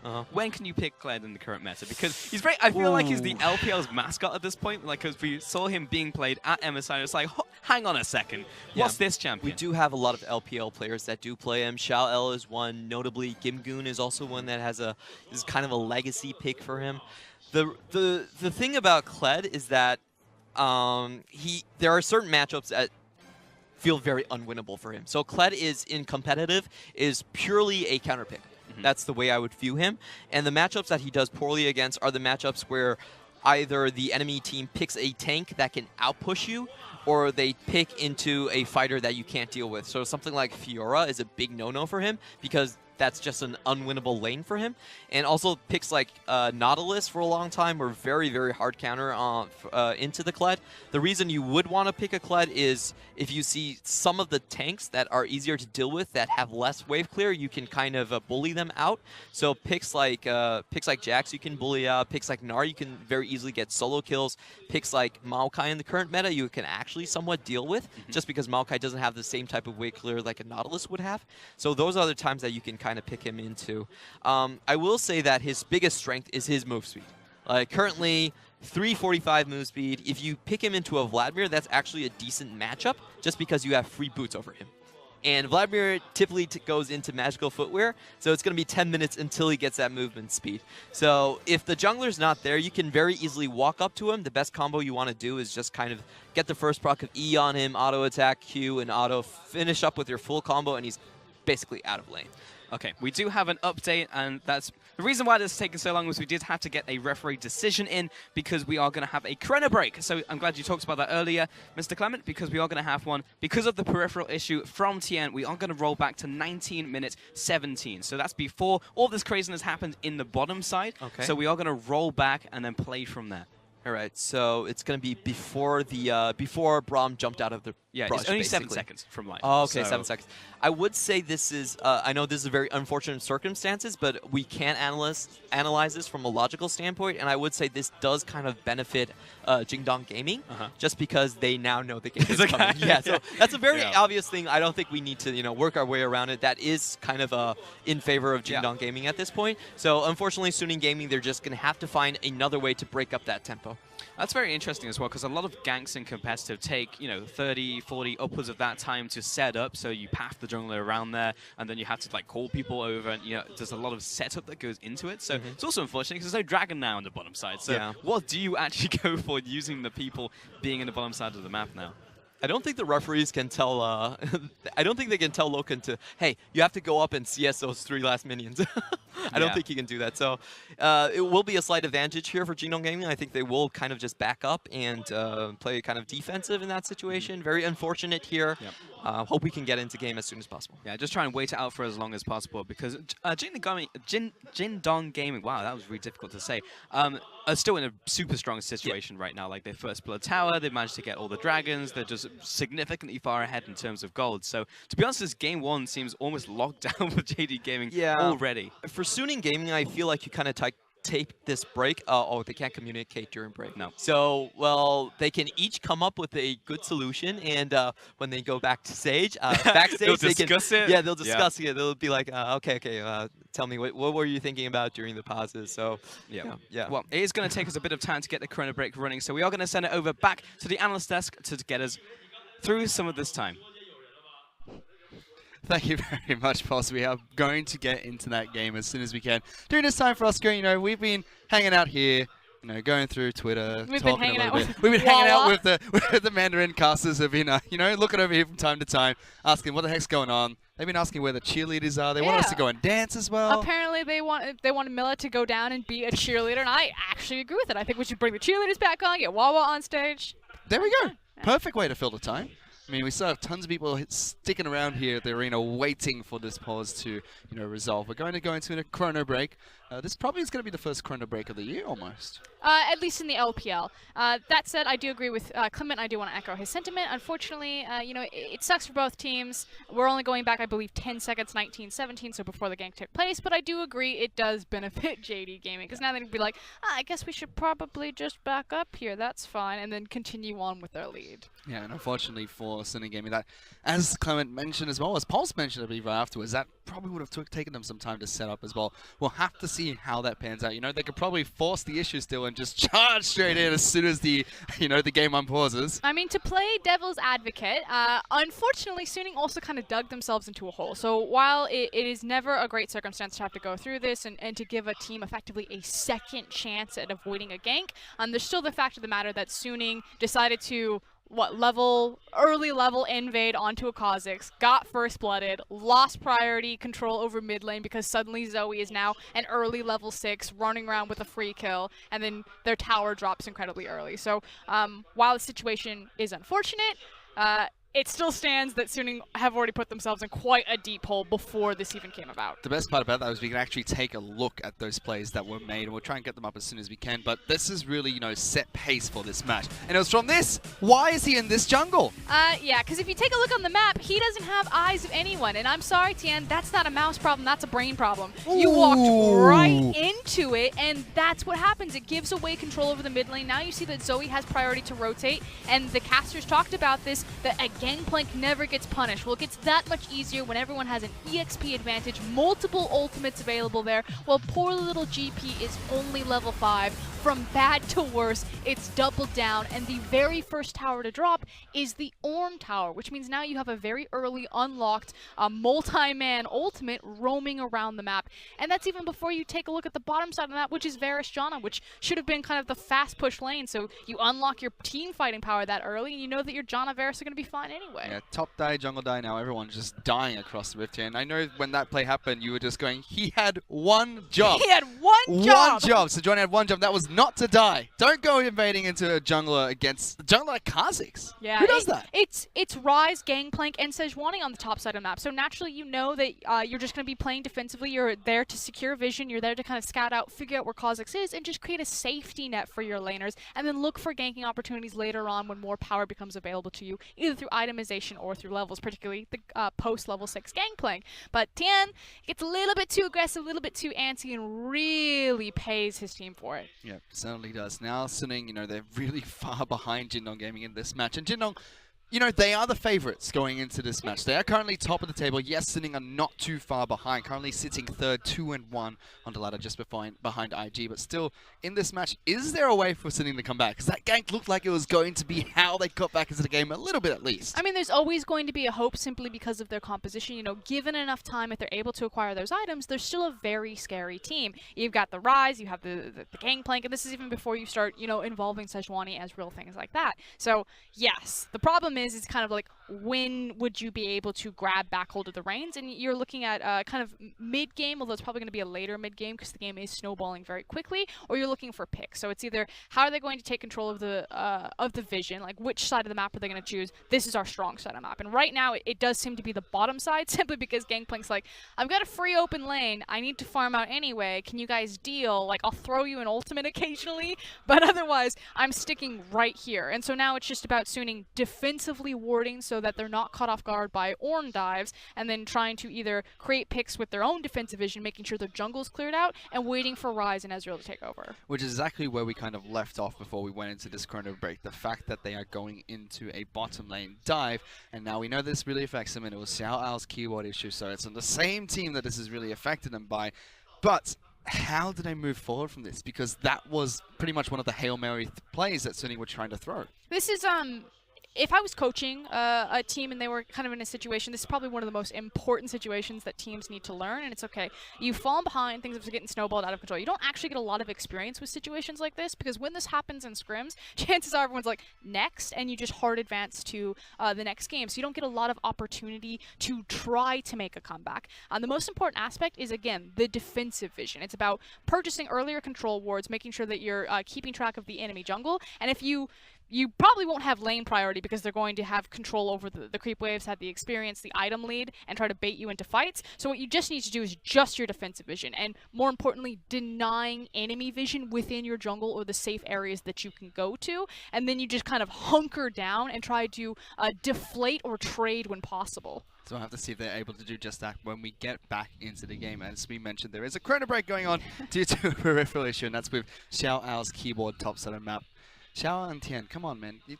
These are your gaming peripherals. What's going on? How come things break? Yeah, I don't know. It's really unfortunate. Oh, unfortunate, but stuff happens. I was going to say something that was probably not too nice for you, but, you know, stuff happens from time to time for Oscar, and things do happen. Going back and going away from this game again, I know we had a really long chat about the meta, really long chat about, you know, runes, masteries, or there's no more masteries anymore, just runes. But one thing I really want to talk about are the champions again in the LPL, because I believe we've seen some really unique picks. I want to get your thoughts on them. We've seen picks like Xin Zhao in the jungle, which was kind of interesting to watch the other day. Yes, he's still a little bit bugged, and that was funny to watch. But we have some unique picks like Lulu in the mid lane, Xin Zhao in the jungle. We are one of the few regions that have been playing Vayne quite frequently, and how these picks are starting to crop up now.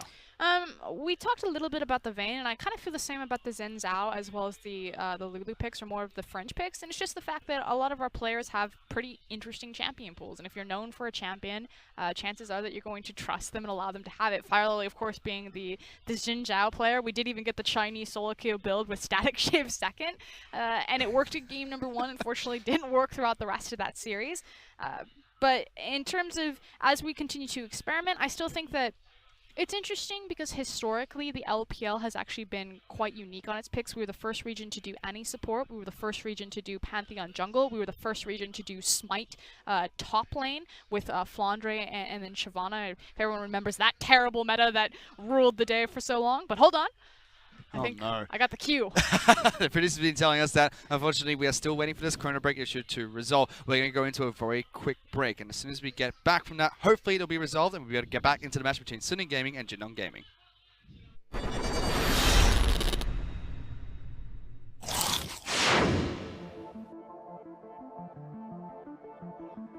这个位置没有勾到墙壁，导致二段出不来。小五这边选择上，直接被海克斯的图点给做住，极寒地狱2段打出来，一技能还没出手，闪现过去，骗了一下劳伦的线刀，再丢大招，正好就是兵线倒6，细节完美这波。上路的墨鱼打出一个守大龙的奇迹吗？这波他们是不想放的，球放下去。 波比赚起一个大锤，能不能把打野给锤走？锤走的话就有机会拼伤害，一击拿到了！看一下那个发现了，龙打得很快，维尼这波打得非常果断，烧粉一口进去抢到了！哇，大招坐下，虽然是自己死了，但是那个剩下队友是可以选择先撤退的。韦恩将 TP 过来进场，大出往前直接闪现一个，而且做到了4个人。韦恩直接是配合队友点掉了对面的沙皇。 妙物也要被收掉，哇！第一时间双粉进去抢到大了。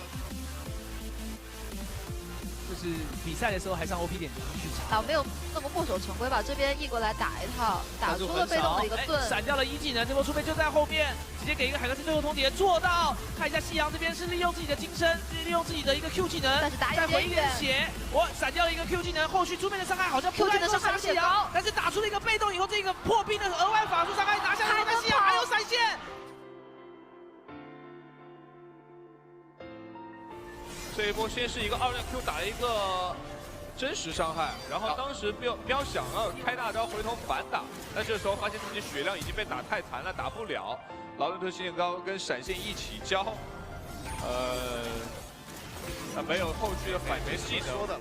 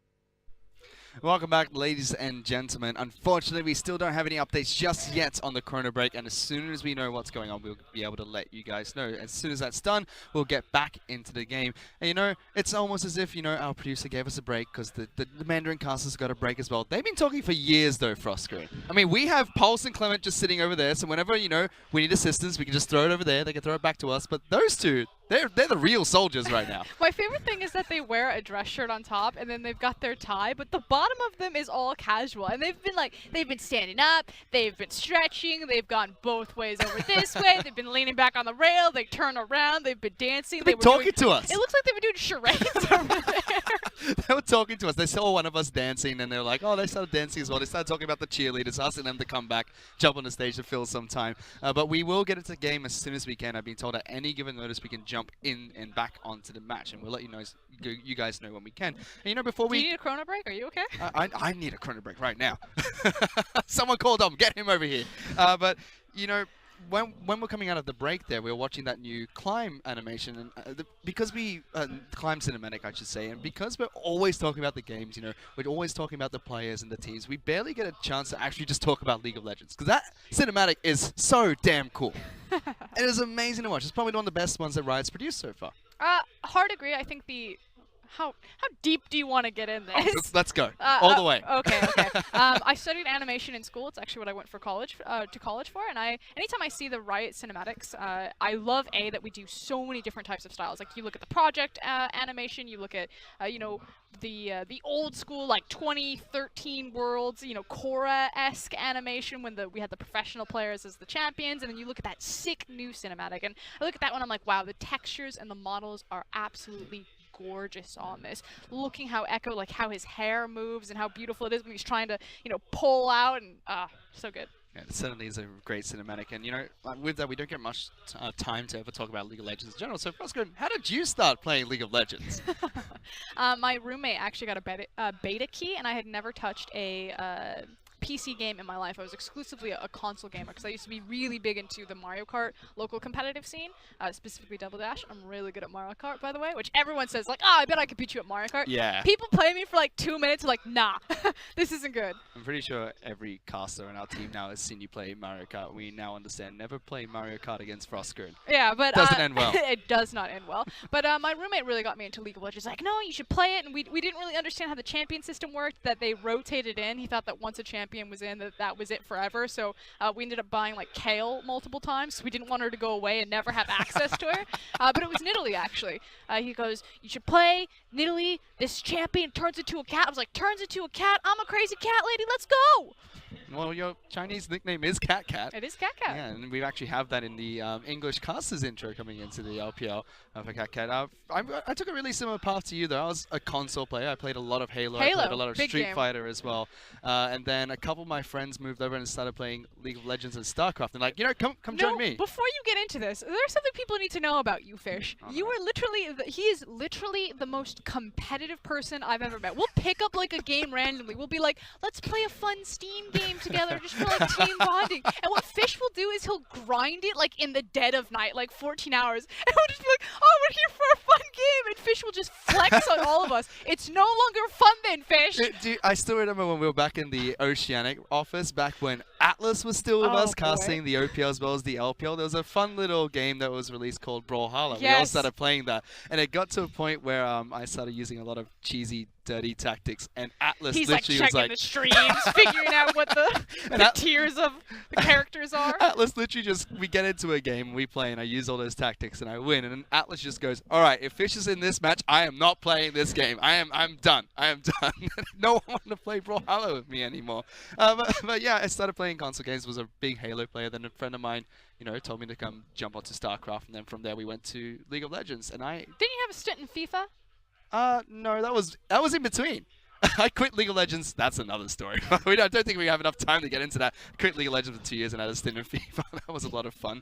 But yeah, they brought me into League of Legends. I played about 3,000 games of Annie, and then from there just started playing League of Legends in general. And what's interesting about Fish is he's actually, you're very unique. You're kind of like Flowers, where you're a high solo queue or high ELO play-by-play caster. We don't actually have a lot of those. Typically, play-by-play casters used to be on the lower spectrum. I know Pulse, I see you over there. Chill out.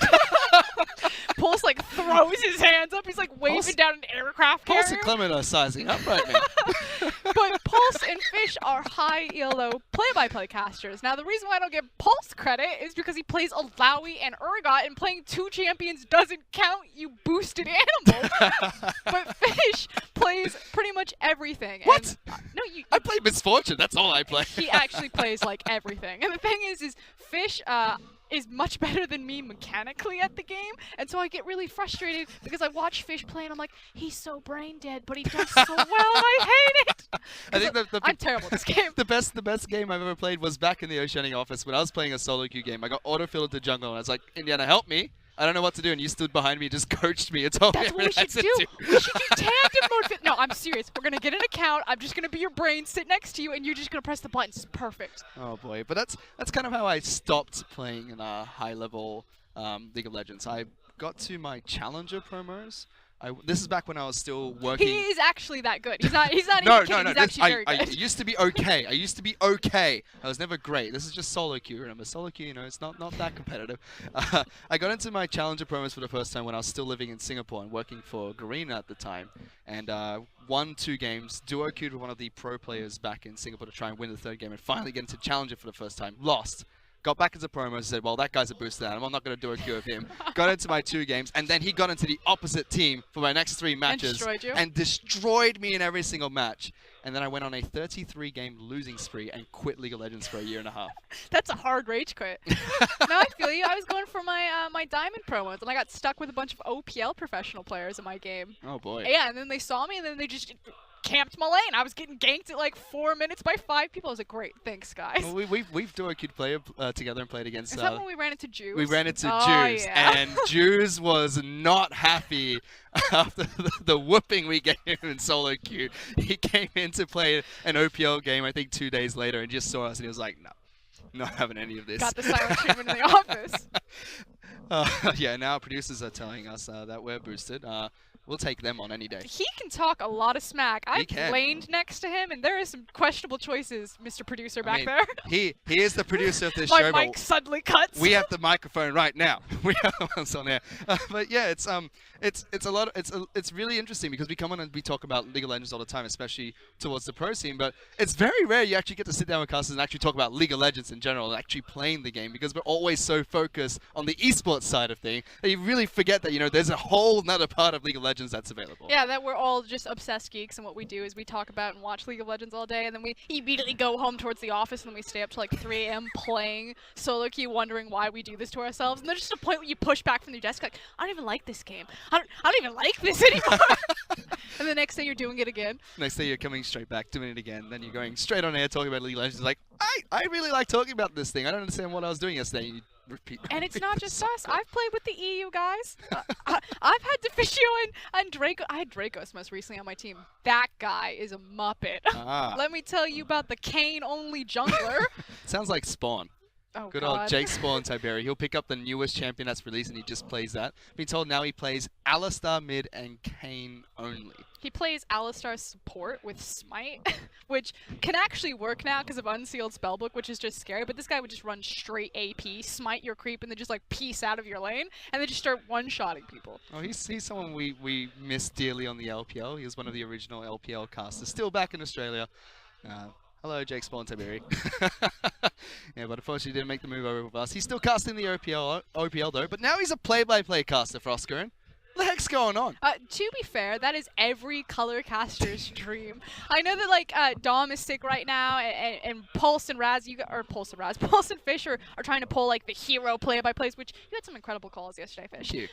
But I'd show up to every meeting. I'm like, please let me play-by-play today. Like I know I'm Look. awful at it, but it's so much fun. Look, we got a message from you in WeChat this morning, being like, you know, I can step in if I have to play. I'm ready, coach. We have clips of you play-by-play casting for Oscar. It wasn't You were play-by-play casting Jay Cho playing Leona. okay. Look. A hard 4 out of 10. Yeah. 4 out of 10 is pretty generous. That was bad. But yeah, what else can we talk about? Because we still have some time. I mean, we had the Mandarin casters talking about cheerleading, talking about dancing. Like, how do you enjoy Shanghai so far? Oh, I love it.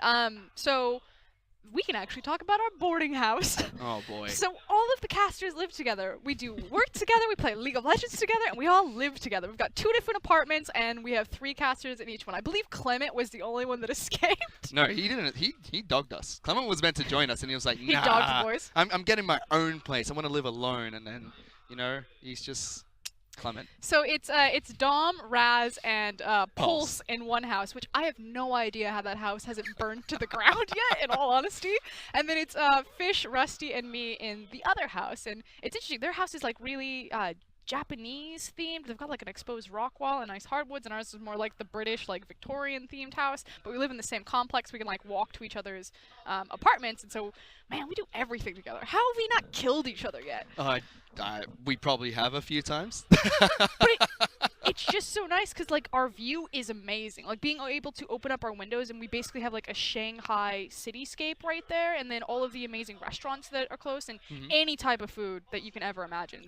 Some of the best Chinese food I've ever had, and a lot of really good like Western food. I still have the I got given my room because when you and Rusty moved in, I was still away on vacation, and then I just got given the last room that was available. And so my view is literally a view of my desk. The office. I can see my desk in the office from my window, and that tilts me so much. I'm just saying, get a zip line. Get a zip line. One-way zip line. The office is higher. You can just put it down in your no. bedroom. That would be a great ride, Fish. Oh no! So, but besides, you know, living in Shanghai, one thing I want to touch on is the difference between our house and like the house that Rusty, Pulse, and Dom are living in. Like Pulse, Raz, and Dom.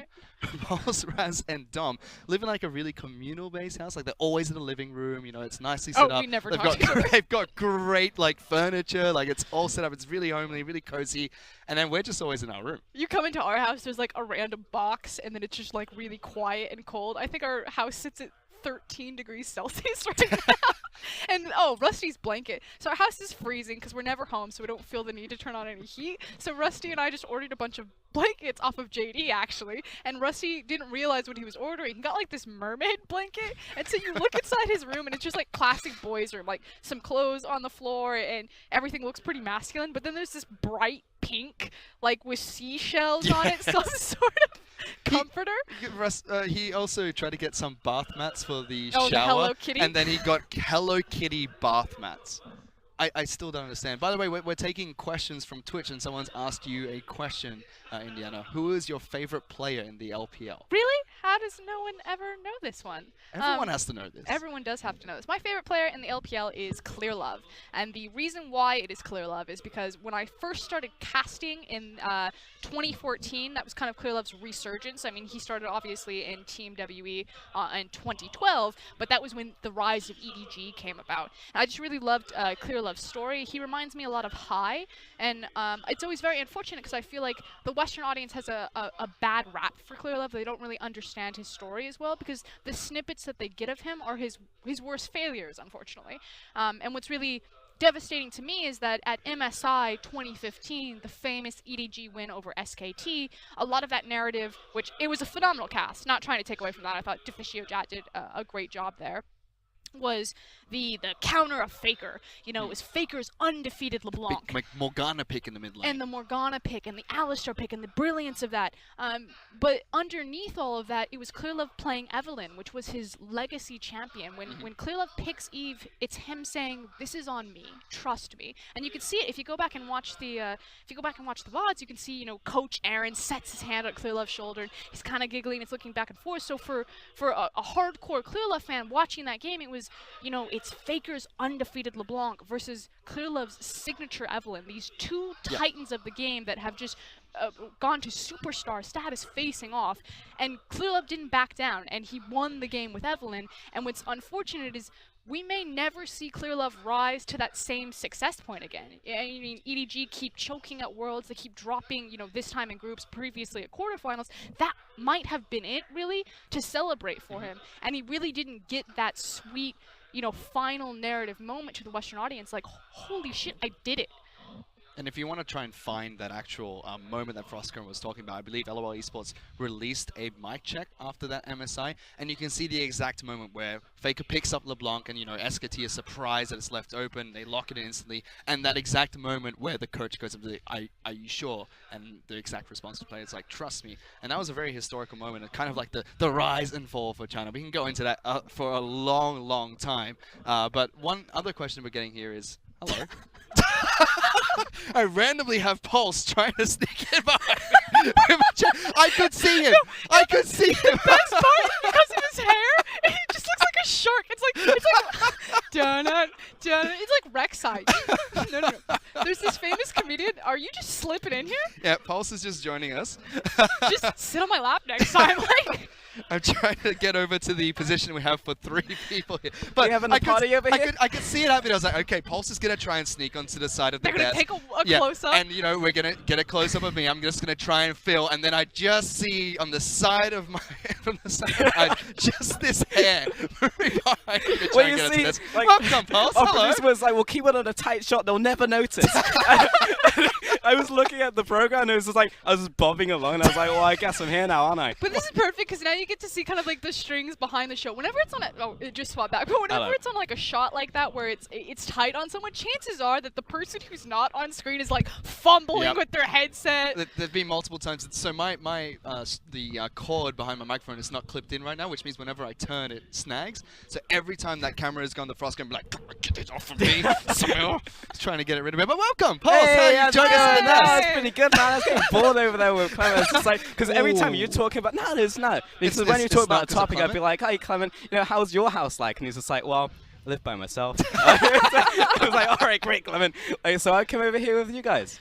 Yeah, well, we got another question coming in for Twitch, and we had 2 coming in, so I think we can combine them together. The first one was what champion do you really want to see become part of the meta, but another one just came in. Is what is your favorite champion and why? We're not going to start with Pulse. Indiana, what's your favorite champion and why, and do you want to see that champion become meta?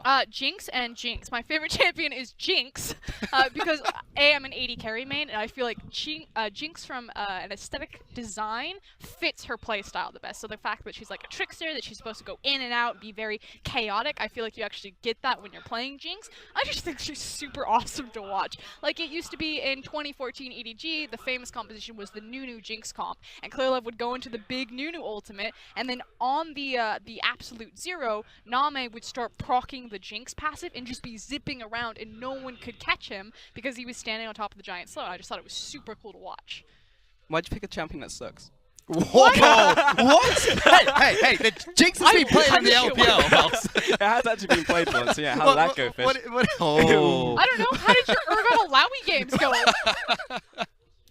No comment. Which is your favorite champion? Is it still Alawi? Thematically, I think like Nautilus, Leona, I find to be very thematically interesting champions, but yeah, still like Alawi, Urgot is like what I enjoy playing.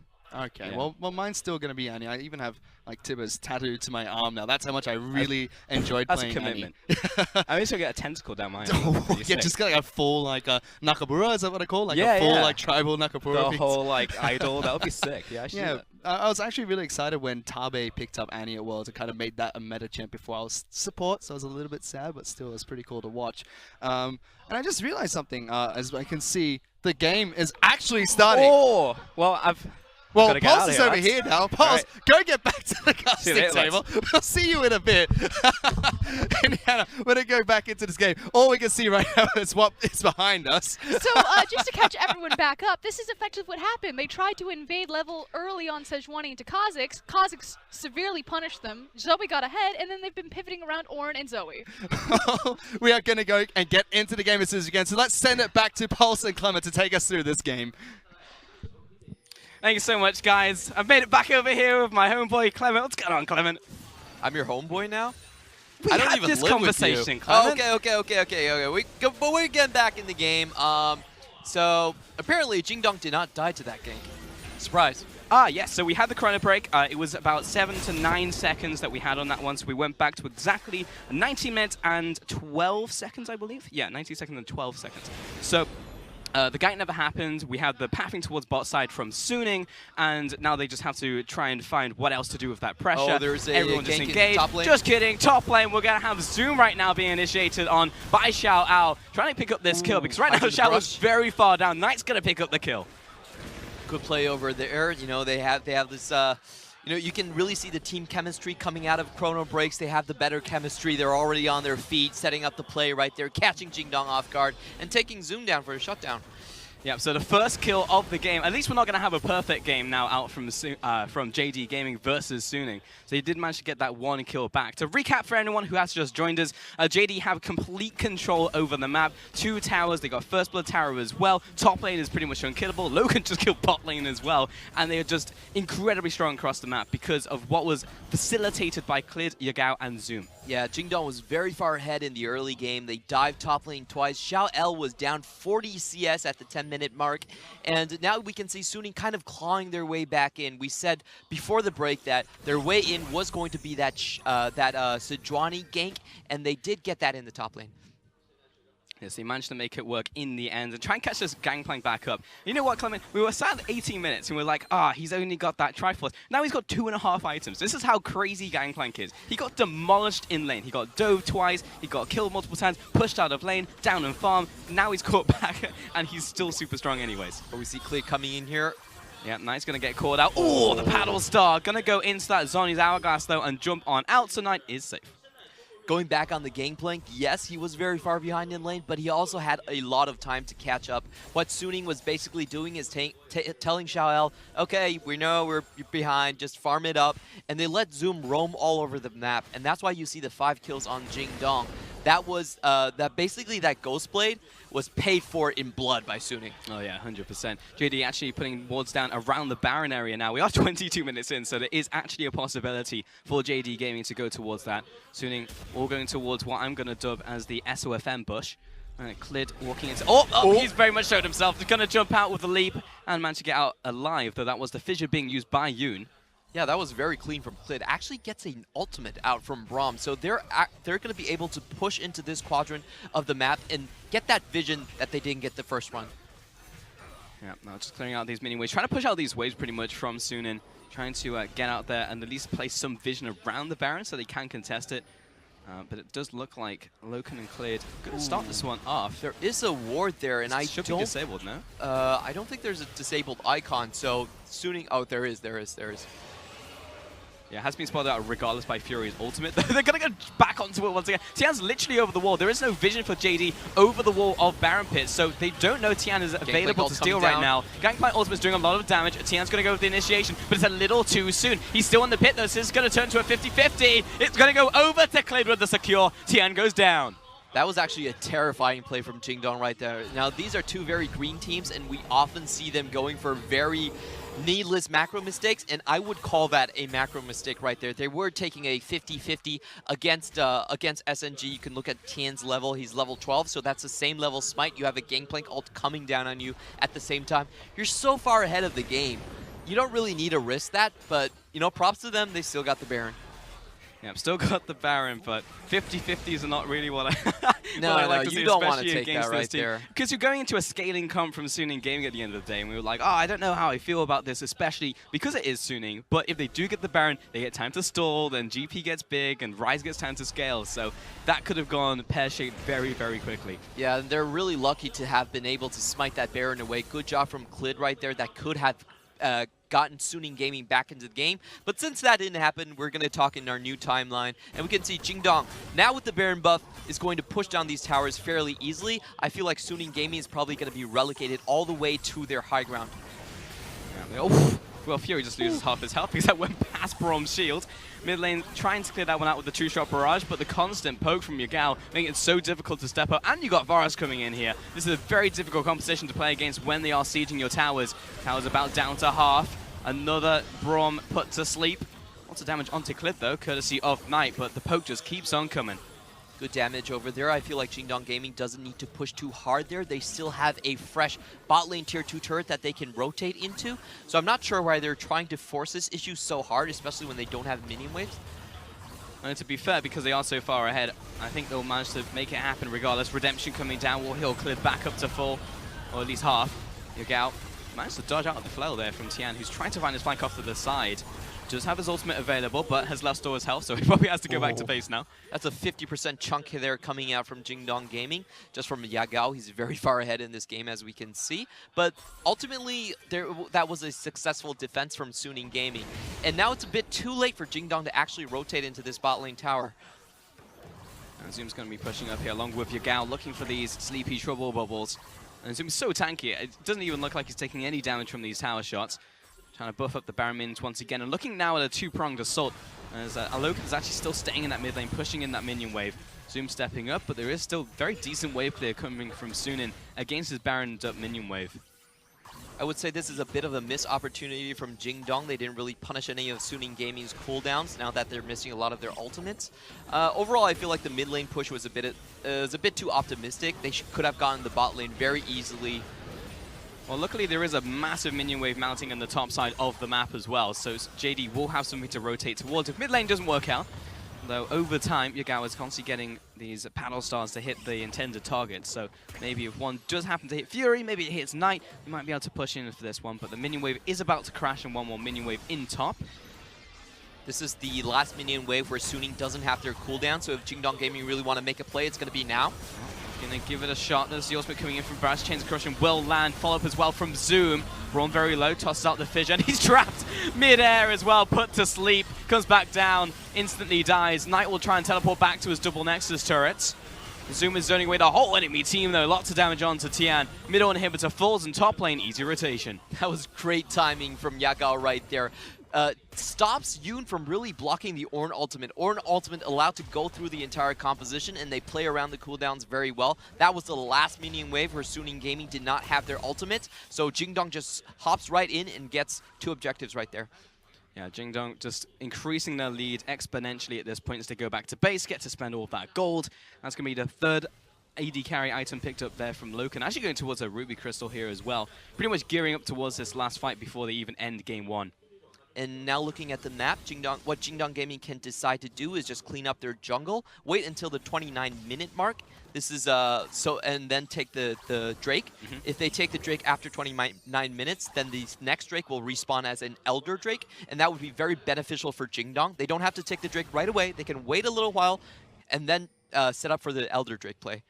Yeah, they could play it slow here against Sunin. However, they do still have those scalers on the other side to be cognizant of. You know, Xiao Ao, he's now hit 3 items. You've got mid lane, just hit 3 items as well. Seraph's Embrace just completed from Knight. So at some point, you know, as soon as the tide starts swinging back towards Suning, it will be hard to catch back up again. However, with the massive gold lead that JD have accumulated, seems like a pipe dream.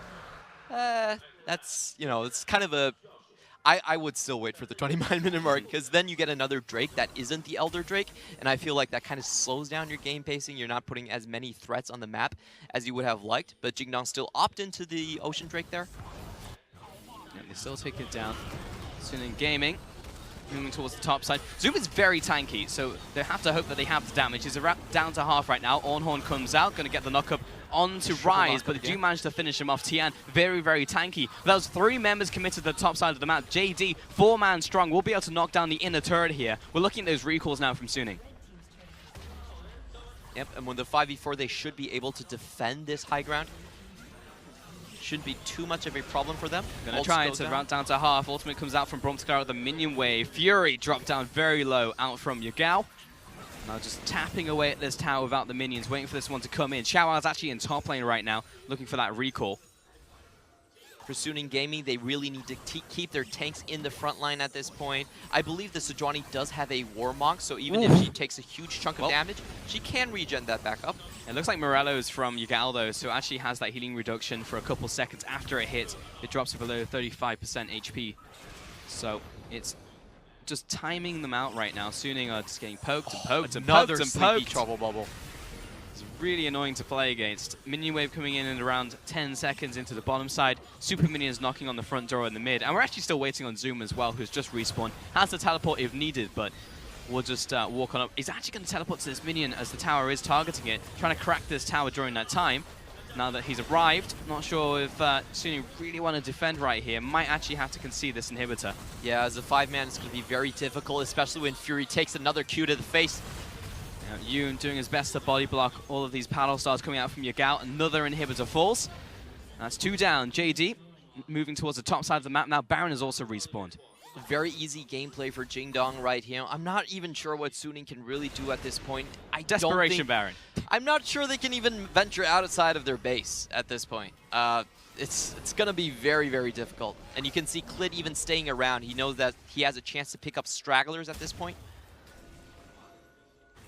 Klid just disabling that ward on the way out, going back to base. Means Tian just has to stay around the top side regardless because he doesn't know if JD have started it, just has no information right now. So we'll have to step up, ward it over the wall, hopefully. He's just have one more stack on his Stalker's blade.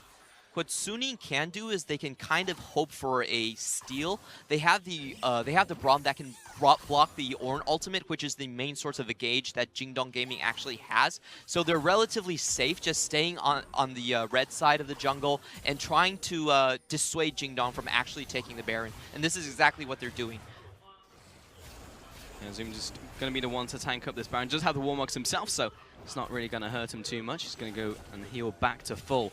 Again, just trying to clear out this jungle right now, clearing away all the vision that Suning have ventured out and placed down. Good spot Tian in the bush, though. Not going to be too much damage from Klid. Tian just aware of his presence. And Suning, as you said, Clement, at this point in time, waiting for that miracle steal is pretty much the only way into this game. Yeah, what Jingdong are waiting for is basically for Suning to have to deal with the bot lane minion wave at this point. It's going to come down to who has to go there and clean that wave up. It doesn't look like Suning actually know for sure that Jingdong Gaming is starting this Baron. I mean, Zuma's taking negative damage from this Baron, and Logan's just free-firing on it. So Baron's going to die here, and JD take it very smartly, just having multiple members zone away. And that's just enough to zone away all of the members of Suning. They have to go back to base and try and make the final hold at the double Nexus turrets. That was so well done from Jingdong Gaming. They were actually playing a 2v5 on the right side of that Baron, and they were able to zone every single member of Suning Gaming away from that sector. There's just too much pressure coming out from Yagao at this point. Yep, Yagao, I honestly feel he just should not be allowed Zoe. Like, he's no, strong enough on the meta champions, but then when you give him Zoe on top of that, like, it's just a little bit too much. Well, they gave him a little bit more than Zoe. They also gave him First Blood, so... True. Very, very They also true. didn't give him any counterpick. I was really excited to see what Knight had in his back pocket, but nothing really came through. Yeah, not enough, that's for certain. I mean, maybe he would have done better if Yagao didn't pick up that First Blood onto Tian. Very hard push here. Klid in the bot lane. Actually has decent wave clear with his W at this point. Inhibitor low, about to crack Yoon with the initiation. This is pretty much what Suning has to look for. Xiao Ao with the ultimate coming down, but Zoom's only down to half. Good block out from Yoon once more. But the tower's about to crack. Loken stepping up to the tower. He's got his team behind him and a shield as well from Mao. Ooh, Fury blocking for his support right there. Both of them are going to need to go back to the fountain. Could have had better accuracy. Klid trading off with Xiao Ao. He's not going to win that trade against a Fed Gangplank, so he's going to fall here. Maybe the fact that the jungler just died might mean that Suning will look for the hold, or maybe not, because Yoon will lose half his HP, and so will Ezreal. Yoon's going to have to block for him. That was very scary. Double Nexus turrets down, though, and Zoom looking to back off.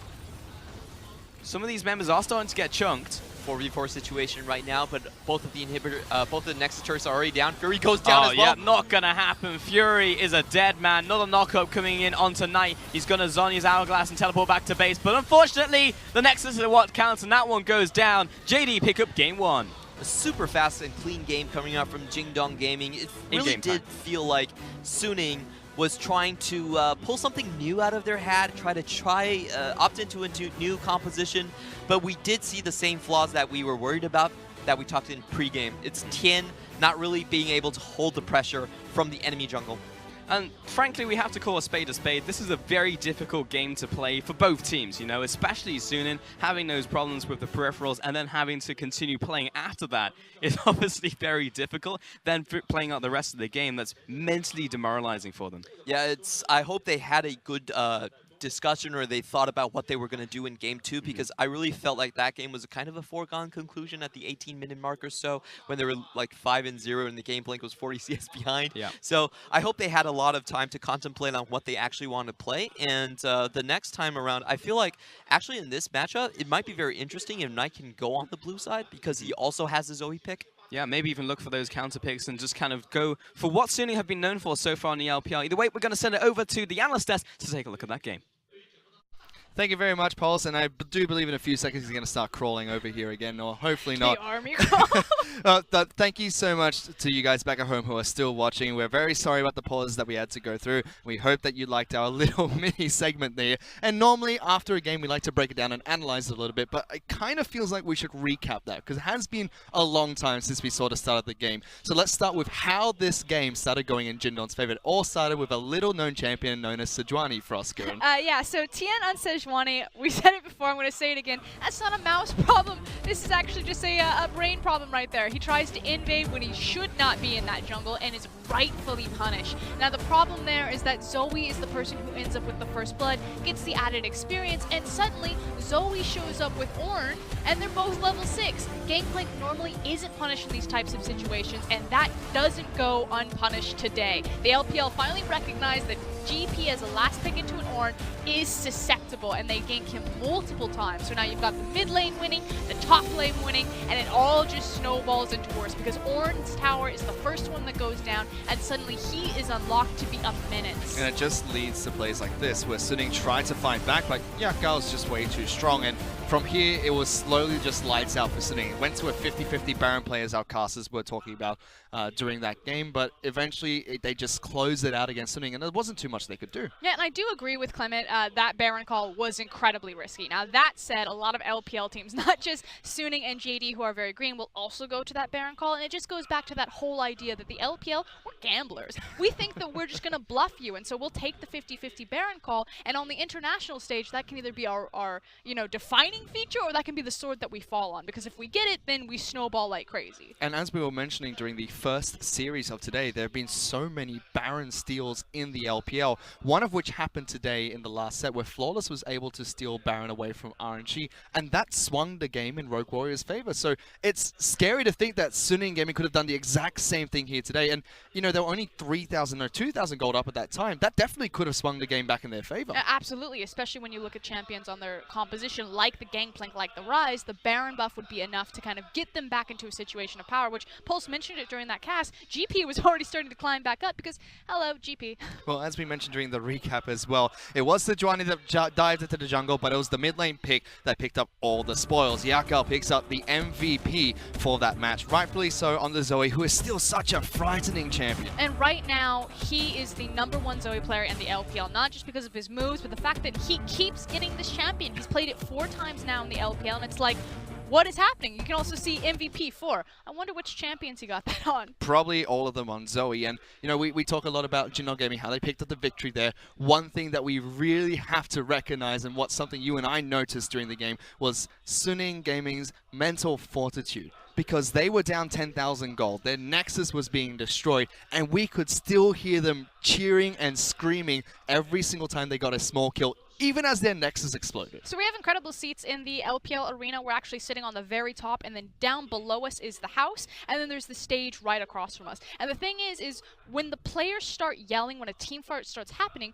we can actually hear them. And that's the thing, the fortitude that he's talking about. It's not just the fans, it's also the players. You can hear them, that they're continuously talking through the defeat, and a lot of teams will fall silent. Yeah, they certainly would. But Suning Gaming were happy to, celebrate their small victories, even if it wasn't going to lead to them actually picking up the match against Jindon Gaming. It still, however, is a best of 3, and Suning, they were not, completely down from the very start of the game. Like Clement was mentioning, and like you said, it came down to a 50-50 Baron at the end of the day that they could have potentially taken.